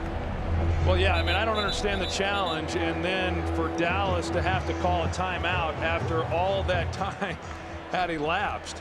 I mean, no wonder Brady James is upset. I mean, I don't know what's going on over there on their sidelines either to have that happen, but just not a real good challenge by Mike McCarthy, because you get into a game like this, it's going to be close, and you're going to probably need every timeout you can get, and just waste one for no reason didn't make a lot of sense. So they have first and goal from the 1, already leading by 3. Rodgers keeps it. Penalty flag on the play. No signal, and now they say touchdown, but there is a flag on the play. It's an offside against Dallas. The touchdown will stand. Third rushing touchdown of the season Offside. Defense, for Aaron Rodgers. 94. That penalty is They get DeMarcus Ware for the offside, and it's the third rushing touchdown for Aaron Rodgers. Pretty good surge there in the middle by that offensive line. And Rodgers is able to get in behind it. I like that Lambeau leap, though. And then backward over the goal line, and now the extra point to make it 10-0. Aaron Rodgers with his leap. And the reaction from Wade Phillips, whose Cowboys are down by 10. Cowboys have not been shut out in 94 games since 2003 in November. That last drive by Green Bay, a 15-play drive. As far as plays are concerned, the Packers' longest drive this season, and it was a big one. Made it 10-0 Packers. And now Felix Jones from inside the 5. Penalty flag on the play. Actually 2 on the field.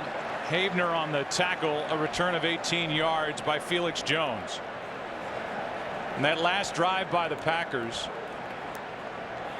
We'll get the call first from Jeff Triplett. during the return. Illegal block in the back. Number 98. Return team. Half the distance to the goal. First down. It's Curtis Johnson who is guilty of the block in the back. Number 98.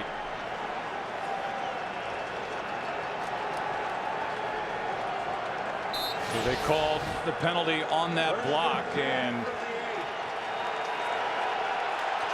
it moves the ball back to the 8. Packers, when they last had it, had 3 big third down conversions for that 15-play drive and a 10-0 lead.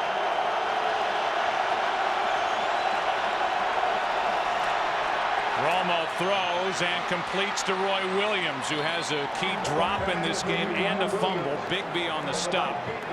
A 20-yard completion as Romo goes right back to Roy Williams. It was a good tackle there by Bigby, because it looked like if Roy Williams had been able to get by him, he might have been able to split the seam and go the distance. They brought a blitzer off the edge, but the Dallas Cowboys pick it up.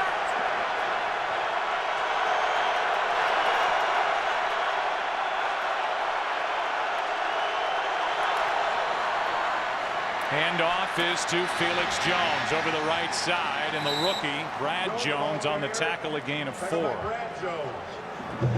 That last completion to Roy Williams for the Cowboys, only their second play of 20 or more yards in this game.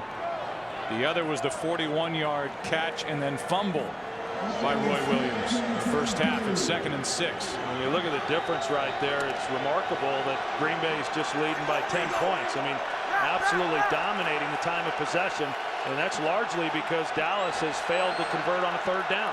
So far, Miles Austin has been held without a catch. Jason Witten made the first catch of the day for Dallas, nothing since. Romo is sacked, ball comes out. Felix Jones could not pull it in, and now it's Clay Matthews with the football in his hands, out of bounds at the 3. Woodson knocked it away. Now they come to Romo's backside. Charles Woodson off the slot. Couldn't tell if Romo expected to have protection, but here it is right here. And he would not, because they bring an extra defender, and there was no back to that side to give him help, and Romo just doesn't see it.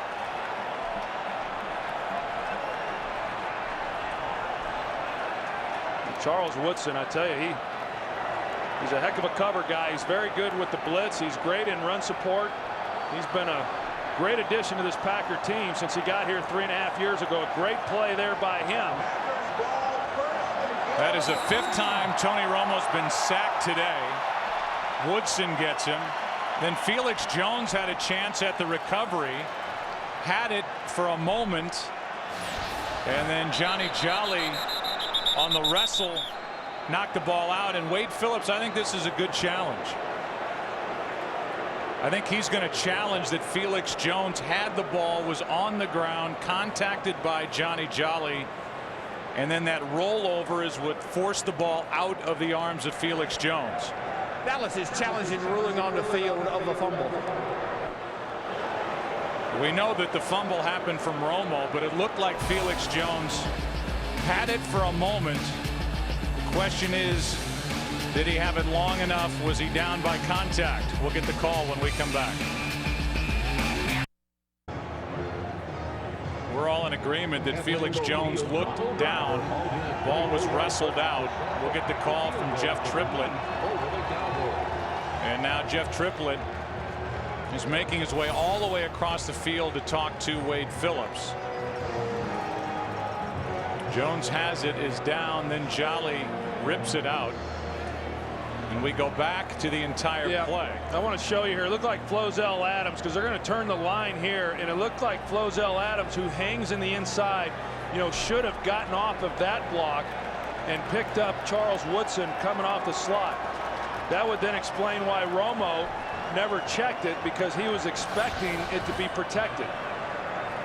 Because the ruling on the field was a fumble, we cannot review it for recovery of a loose ball by Dallas. Therefore, there is no challenge. Dallas is not charged the timeout. It'll be 1st and 10, Green Bay. So they got, in our opinion, the call wrong on the field, then went under the hood to challenge it, and somebody told Jeff Triplett that it could not be challenged. And so even though it looks like they got the call wrong, Green Bay will maintain possession at the Dallas 3. Because it's not reviewable. I'm not sure I follow all that. You can rule whether or not he's down and has possession of the ball. I don't know what that was all about. So now it's 1st and goal for Green Bay. Rodgers throws, juggled, and nearly a touchdown with Driver, who couldn't hang on. So it's 2nd and goal from the 3. No, Driver, he runs the pivot, and there's good separation, but you saw the hands come up in front of Rodgers, and he just wasn't able to really stick it on Donald Driver the way that he wanted to. But that's a ball generally that Donald Driver is going to bring in. Got exceptional hands and makes a lot of those type tough catches. It's 2nd down and goal.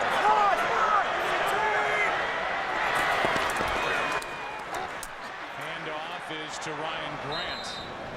Takes it to the 2. It'll be 3rd and goal. Dallas defense trying to keep Green Bay out of the end zone. As Dallas trails 10-0, riding their 4-game winning streak, but in big trouble here at Lambeau Field this evening. Well, this is a significant play right here. I mean, you're talking about a touchdown, which would make it a 3-possession game, or settling for a field goal, which keeps it a 2-possession game.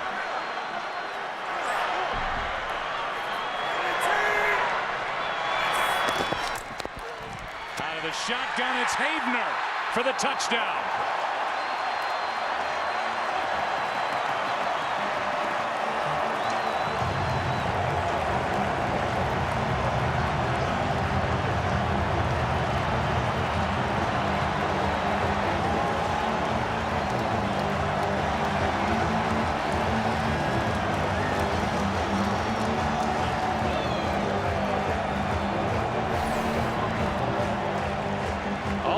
Does is come off like he's expecting the fade, and then Aaron Rodgers throws it to his back shoulder, and Havener reacts to it. I'll tell you, Havener, who was a practice squad player up until a couple of weeks ago, he's done a lot here in a short period of time.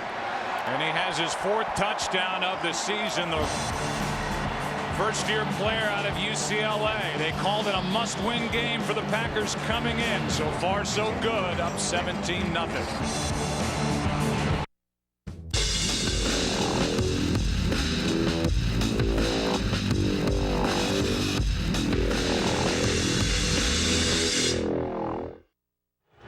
The Green Bay Packers coming in with a record of 4-4 and coming off a loss at Tampa Bay, leading 17-0 with 10:49 left.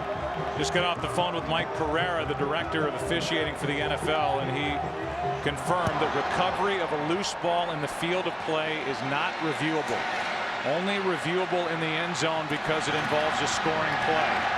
So even though it looked like Felix Jones had recovered that loose ball that was initially dropped by Tony Romo, it was not a reviewable play and something that should have been told to Wade Phillips by Jeff Triplett, the referee, right away. So now here are the Dallas Cowboys with a record of 6-2, leading the NFC East. Down 17-0 with 10:44 left and only 1 timeout remaining. They've had 9 possessions, have 126 yards of offense. That's all. Romo's been sacked 5 times. Marion Barber gets up. Will still lose yardage on the play. And the Dallas Cowboys have only 6 first downs this entire game. A loss of 5 by Barber on that play. I don't know that you can say enough of the job that Dom Capers and this defense has done for Green Bay. I mean, I mentioned it. Dallas came into this game averaging over 400 yards a game, and they've done a heck of a job short-handed. I mean, Aaron Campman is down. Brady Papinga, who would have come in and taken his spot, is down short-handed and have played very, very well. Pass is complete to Witten. That's his first catch since the first ball thrown his way early in the first quarter. That's a gain of 7. Game break. Here's Kurt Menefee. The Eagles keep inching closer in San Diego. Donovan McNabb hooking up with Brent Selleck for the touchdown. McNabb 33 of 50, 418 yards, 2 touchdowns. And with 7 minutes to go, it's still a 5-point San Diego lead, but the Eagles getting closer. Joe, Troy, and Pam. All right, Kurt, thank you. And while we went for the game break, Flozell Adams just limped off the field. So Corey Proctor has to come into the game. The Cowboys are left with no backup offensive lineman now, as they face 3rd down and 8, 0 for 7 on 3rd downs in this game. And it looks like Leonard Davis made the switch then to left tackle.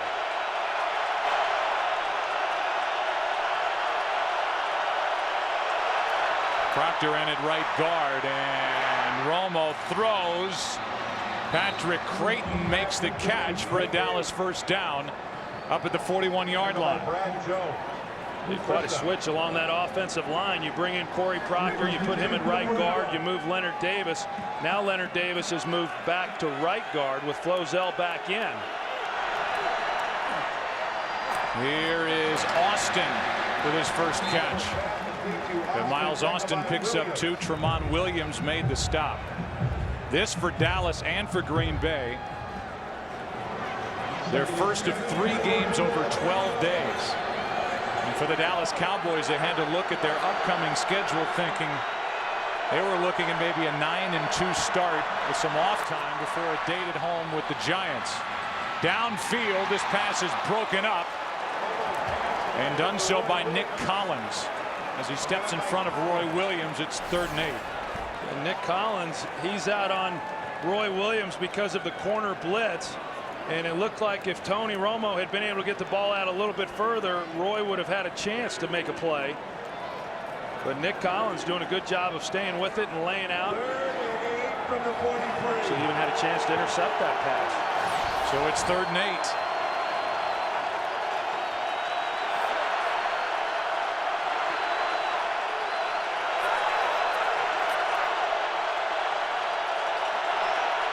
Blitz coming from the Packers. Cowboys pick it up and Romo throws over the middle. Austin, 1st down. Miles Austin made the catch in a 15-yard completion. And now Jason Witten is on the sideline. This has been a physical ball game for both teams. We've seen a number of guys having to go to the sidelines. Hold up, number 7. Back-to-back 3rd down conversions for Dallas. Cowboys have been 0 for 7 on 3rd down prior to these last 2. And here's Bennett wide open, but missed down the middle by Romo. There's the shot that Witten took. Looked like Al Harris got a shot on him when he came out on that route. Didn't look like much. Of course, Witten came back out onto the field, but 2nd and 10 for the 42. Might have had just the wind knocked out of him on that hit by Al Harris, so he's back out there, and it's 2nd and 10.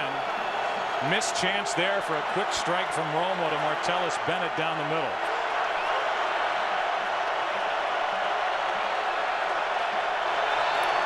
Another blitz from Green Bay. Backpedaling, the pass is incomplete for Creighton.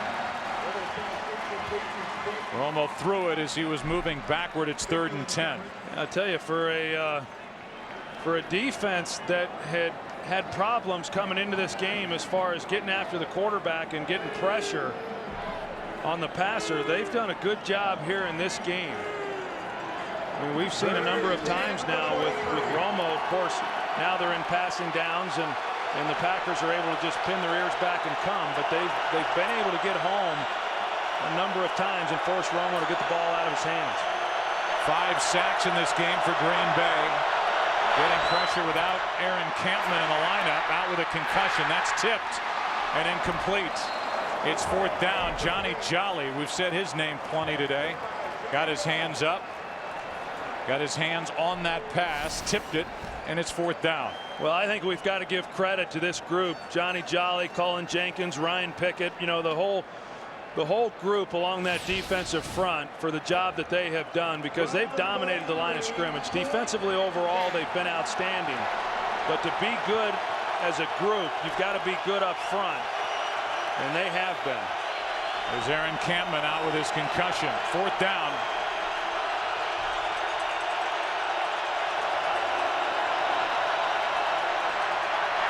Romo steps up, throws, and it is caught by Creighton. What a catch.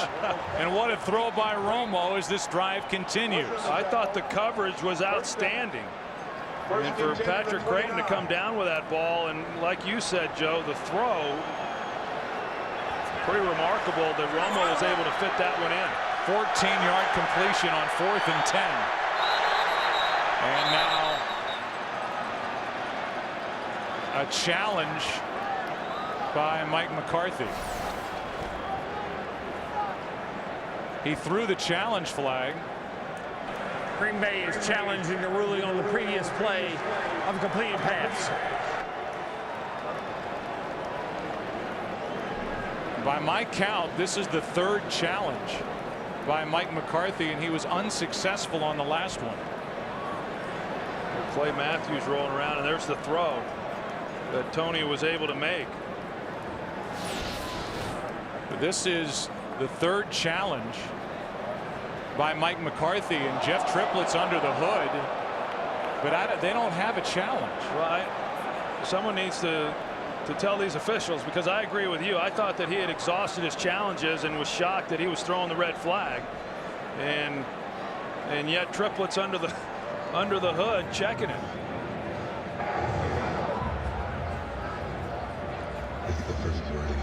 So it's not in this case, whether the catch was good or not, Green Bay should be out of challenges. The last challenge, remember, was on the spot when Jordy Nelson was brought down at the 1. McCarthy had challenged it, saying that Jordy Nelson had gotten into the end zone. It was unsuccessful. It was his second challenge, which means that he should be out of challenges. But maybe Triplett just wants to know whether, if he had a challenge, whether it would have been. I mean, Triplett never went under the hood. I mean, he was standing there talking. There will be no challenge on the play because Green Bay was out of challenges when they lost one of the challenges earlier. Ruling on the field will stand. Good gosh.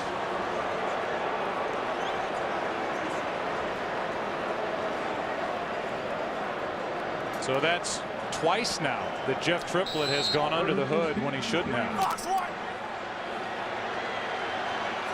Clock winds, under 7.5 to go. First down, Dallas. Pass is behind Miles Austin, who makes the catch, and he is wrestled to the ground by Woodson, who's had a nice game.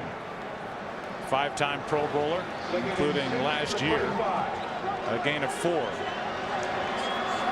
Remember, throughout all this, the Cowboys have only one timeout remaining here in this second half. 2nd and 6. Romo throws for Creighton, who makes the catch and hops out of bounds. Forced out by Brad Jones, a gain of 14. Good route on the inside there by Patrick Creighton. He comes off kind of slow, and then he breaks to the outside to create the separation. And Dom Capers defensively, they're still bringing pressure. They brought the blitz that time. Dallas anticipated it. They kept Jason Witten in. He blocked it up. Romo has time over the middle. His receiver Creighton knocked down, and penalty flags fly. Nick Barnett. Yeah, Nick Barnett went right through Patrick Creighton right there when the ball was in the air. Pass interference, defense number 56. Automatic first down. I mean, if you're going to interfere, interfere. Make it a good one. Well, the one thing that Green Bay has not done, which is what they didn't want to do, they didn't want to give up the big play, so they have forced Dallas to at least burn some time off the clock.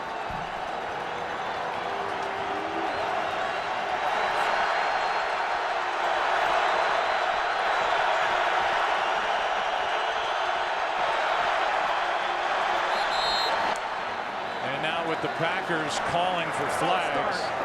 Number 82 of the offense. 5-yard penalty. Still first down. They get Witten. Kind of a veteran move by Witten. You're going to see him. He jumped, and he knew he did. So rather than try to stop, he wanted to go in motion and disguise it as best he could. But it was a good job by the officials picking that up. Look at all these penalties. These are the top 2 most penalized teams in the NFL coming in. And they have lived up to the advanced billing. First and goal. Romo with all day underneath. Hits Creighton, and Patrick Creighton is down inside the 5. Woodson on the tackle, a gain of 8. Second and goal from the 4. Number 6 to play.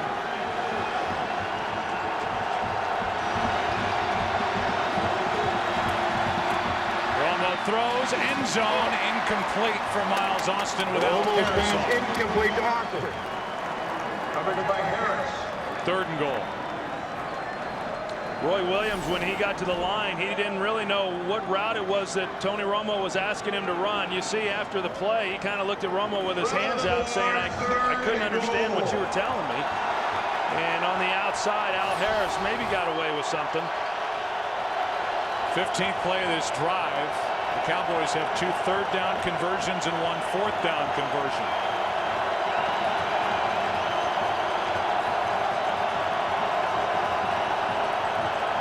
Third down and goal. Romo throws, and the pass broken up, but a flag is thrown as Tramon Williams was covering Roy Williams.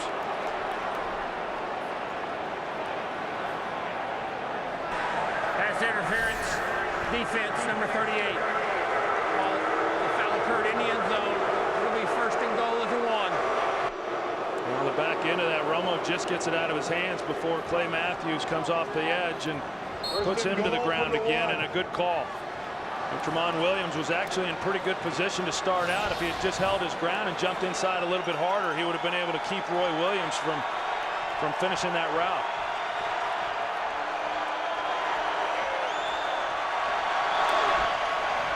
Romo throws, and the pass. Woodson picked it off. What a day for this Green Bay defense.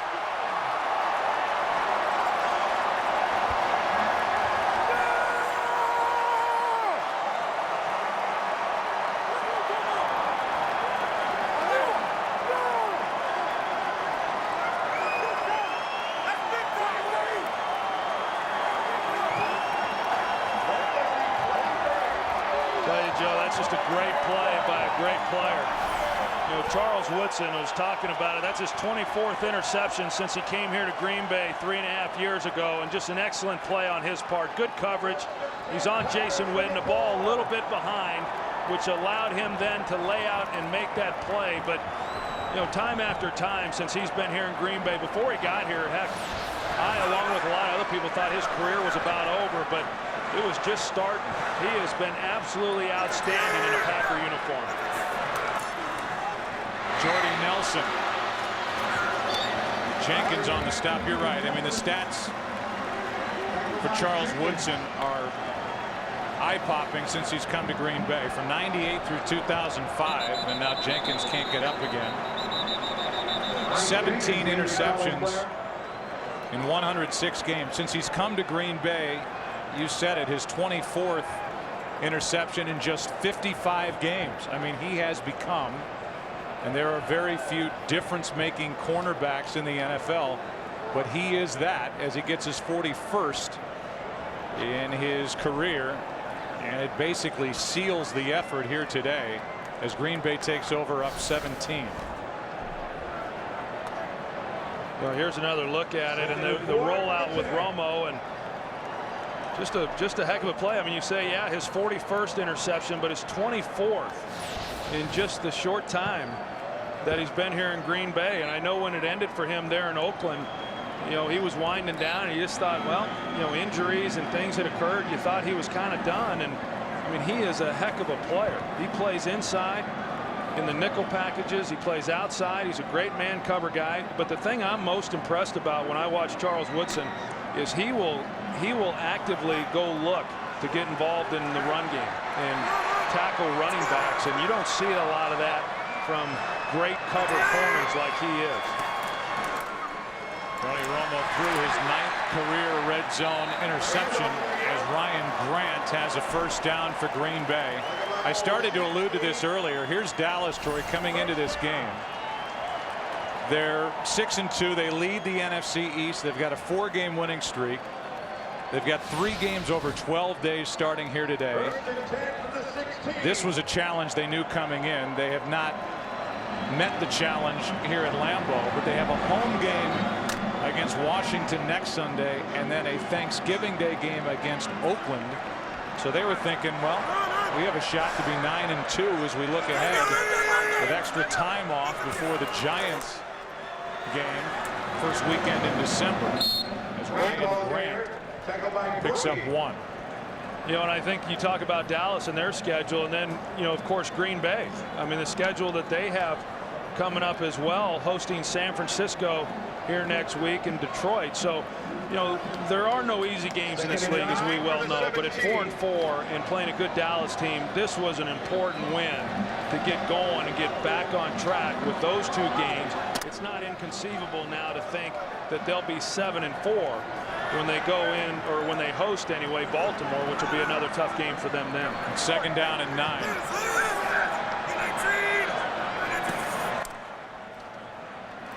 Rodgers throws, and the pass incomplete. Rodgers pass incomplete to Nelson.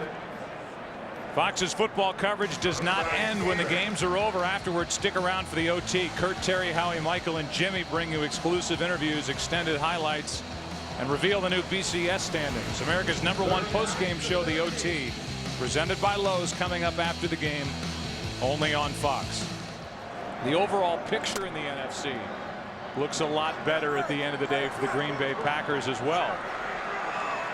And you start sizing up the competition for wild card spots.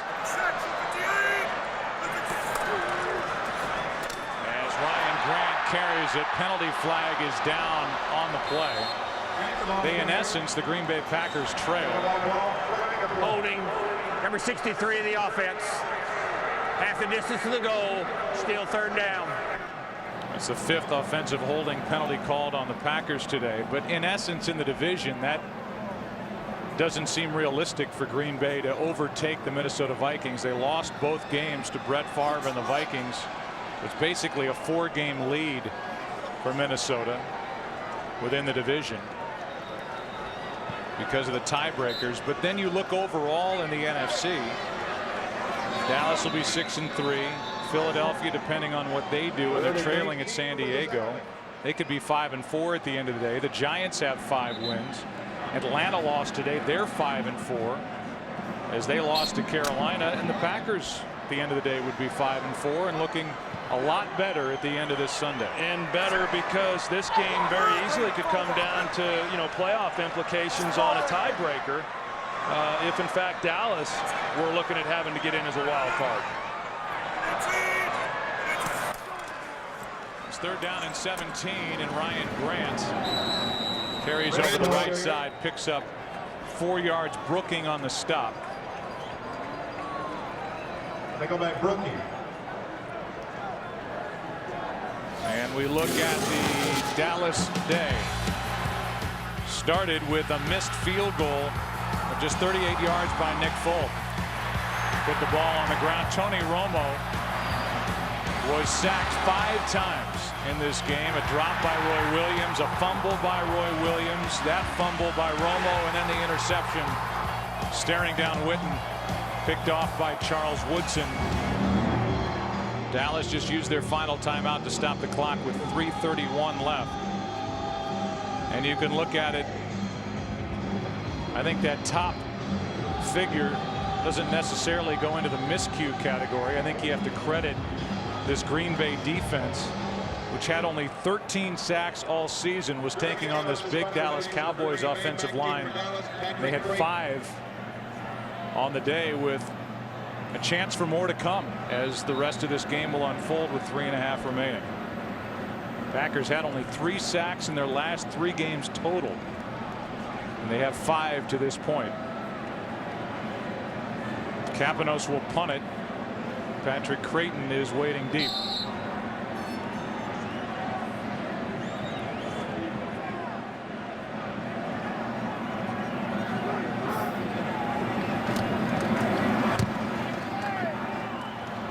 Knuckleball, and it takes a hop. Creighton with some room out in front of him, trying to make something happen. Penalty flags fly. There are 3 down on the field. This will be the 20th penalty of the day.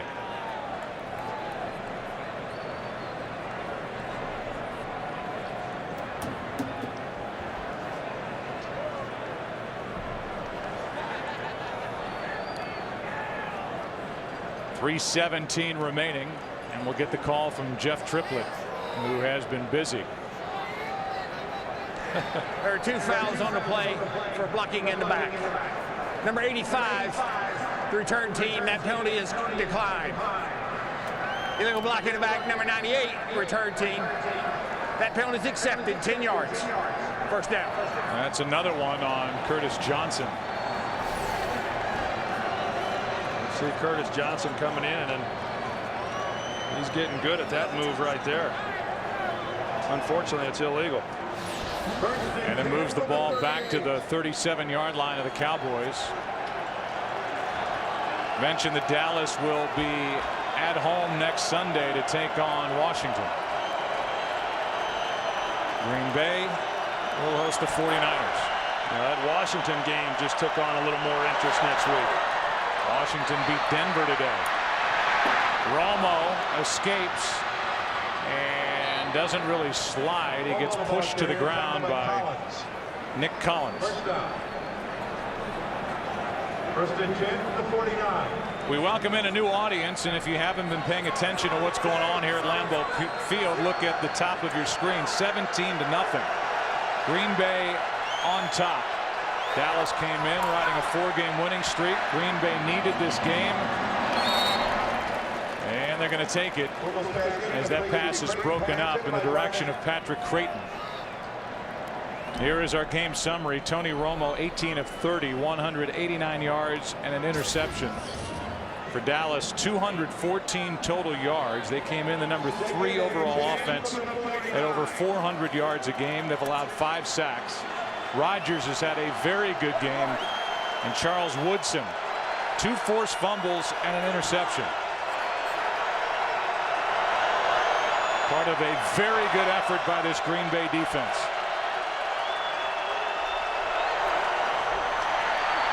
Barnett was coming, and that was almost picked off by Collins. Pass was behind Tashard Choice. Well, you can tell watching this right now, I mean, with this being a 3-possession game in favor of Green Bay, the last thing that these defensive players want, and the last thing that defensive coordinator Dom Capers wants, is a lot of yardage that is insignificant yardage. So, yeah, they could be playing soft and giving up some passes and all that, but I know that a shutout is awfully important to them and keeping them from picking up first downs, and they continue to bring secondary blitzes and linebackers throughout the last 2 and 3 series. Romo throws, and the pass is caught by Roy Williams for a first down. Al Harris was right there, and a 16-yard completion. Roy Williams will get on the team bus after this game, and I'm sure think more about his catch and fumble in the first half, and then a drop with his team down by 3 early in the second half on what could have been a big play from Tony Romo. Yeah, that was a huge fumble on his part because it completely changed momentum prior to the half. Remember, Green Bay recovered that and then went down and got a field goal of their own before the end of the first half. Romo throws, penalty flag on the play, and Romo ends up on the ground, hit as he let that pass go. Johnny Jolly popped him pretty good. He stepped right into that one. 68 in the offense, 10-yard penalty, still first down. That's on Doug Free, who's taken over for the starting right tackle Mark Colombo, who was lost in this game. Oh, yeah, those are the kind that hurt. I mean, I talk about it a lot that, you know, sometimes a hit looks like it hurts, but it really doesn't. But when you're moving like that, as Romo was, and then you've got a big guy like Jolly taking you back the other way immediately, that's pretty painful. And I was going to say it a few minutes ago that you kind of wonder just how long they keep Romo in doing this. I mean, I know they want to try to get some points, and if they're able to here, yes. But if nothing happens here, I've got to believe they're going to take him out of the game. Packers working on their second shutout of the season. They shut out the Lions on October 18th. Over the middle, there's Witten, who hasn't been much of a factor today. It's good for 10 yards. Clay Matthews on the stop. As we approach the 2-minute warning, Cowboys are out of timeouts. Second down for Dallas. It'll be another false start, another penalty. False start, number 76 to the offense. 5-yard penalty, still second down. We go back to the first half and we talk about the catch and fumble. This 41-yard completion to Roy Williams, knocked out by Woodson and recovered by Clay Matthews. The scoreless game at that point. Here's Witten making the catch, and he hops out of bounds short of first down yardage. We're at the 2-minute warning. 1:58 left. Green Bay Packers 1:58 away from their 5th win of the year. Lost their starting right tackle Mark Colombo, the broken fibula, and we talked about the consistency along that offensive line for the Dallas Cowboys and how they were one of 6 teams to start the same 5 all year here in 2009. That'll change next week. In their home date against Washington, it's 3rd down and 1. 1:58 remaining. Pass to Austin. Short of a first down. It'll be 4th down. With 1:50 and counting. Jolly on the stop. Jeremy Thompson in there as well, and it's 4th down.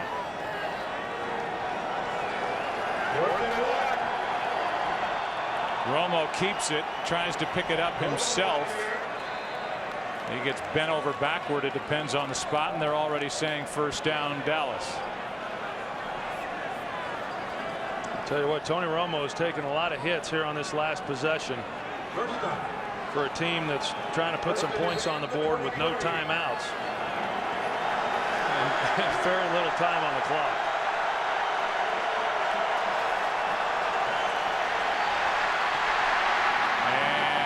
Just throws it away. Marion Barber close enough. No grounding. Pressure by Clay Matthews. Let's go back to that 4th down carry by Tony Romo, who was bent over backward. You get a, you get a shot on a quarterback like that. You bend him over backwards, and you just try to keep him from picking up the first down. And a lot of things happen. Real easy to do something to your back in that type of situation. And I get it that.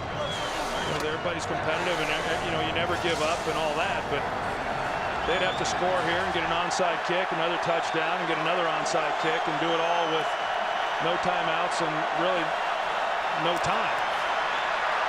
Romo steps up, hits Witten over the middle, and he's down inside the 10. You have to go back to the Quincy Carter days, the last time the Dallas Cowboys were shut out.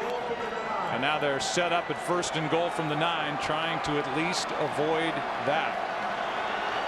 First time in 94 games. As Romo throws, Williams takes it away for the touchdown. Roy Williams in front of Tramon Williams, got his hands in front of Tramon and made the catch. There will be no shutout, and it's 17-6 with the extra point coming. That's a good throw by Tony Romo, and actually a good catch by Roy Williams. A ball thrown on the back shoulder up high. Roy Williams is a big receiver and a well-placed ball. Tramon Williams was in pretty good position, but because that ball was thrown behind, he was then able to make the play. And I'm surprised Dallas is here just kicking an extra point. I mean, why not go for 2 if you went to all that trouble to try to come away with a touchdown? Small consolation for Romo. He's congratulated after the touchdown pass. By the way, for Roy Williams, that's his first 100-yard game in his last 25 games. So he had his biggest game catch-wise last Sunday night against Philadelphia with 5. Now he has a 100-yard day, his 3rd touchdown of the season. But he did have a key drop and a fumble in this game as well. Today's game being produced by Richie Zients, directed by Rich Russo. Technical producer is Joe Stevens. Technical director is Colby Bourgeois, and the audio mixer is Fred Aldis. Our thanks as always to Steve Horn, editorial consultant here in the booth. The associate directors is Greg Scopatoni and Jake Jolivet. Broadcast associates Rich Gross and Bentley Elliott. Studio show produced by Scott Ackerson, directed by Bob Levy. Highlights coordinator Janice Kazazza. Studio technical supervisor is Jack Simmons. Supervisor of the remote field operations is Jerry Steinberg. Who's left? The senior producer of Fox Sports, Bill Brown. The executive producers of Fox Sports are Ed Gorn and David Hill. And Joan Rivers once had a show on Fox. Anybody else? Here comes the onside kick. And it's recovered by Green Bay. That'll do it. No timeouts remaining. Nick Collins ends up with the football. And Troy, if we came on the air talking about a must-win for the Green Bay Packers, they just got it against a red-hot Dallas Cowboy team, and they outplayed them all day long. They sure did, and Mike McCarthy and that staff are to be commended for the job that they did in preparing this team this week. I know a week ago, difficult loss to Tampa Bay, and Mike McCarthy came out after that loss and said that maybe he had overworked the team in their preparations, and I've never heard that in all the years that I played and since. But he took the bullet for the team, and whatever it was that he did this week or whatever it was he did differently, he got them ready to play and win a big game in a very important game. From the victory formation, Aaron Rodgers takes it in. And two very good games individually. One by Charles Woodson, one by Aaron Rodgers and Troy, for an offense that got together on Monday after that deflating loss at Tampa Bay and aired it out. Talked to Mike McCarthy, the head coach. He said we needed it. I took responsibility. Aaron Rodgers took responsibility for holding on to the ball at times too long. The offensive line not blocking well enough. Receivers not doing enough. They all let each other have it, and it seems to have paid off here today. We are going to come back and wrap up our day here at Lambeau, and then we will have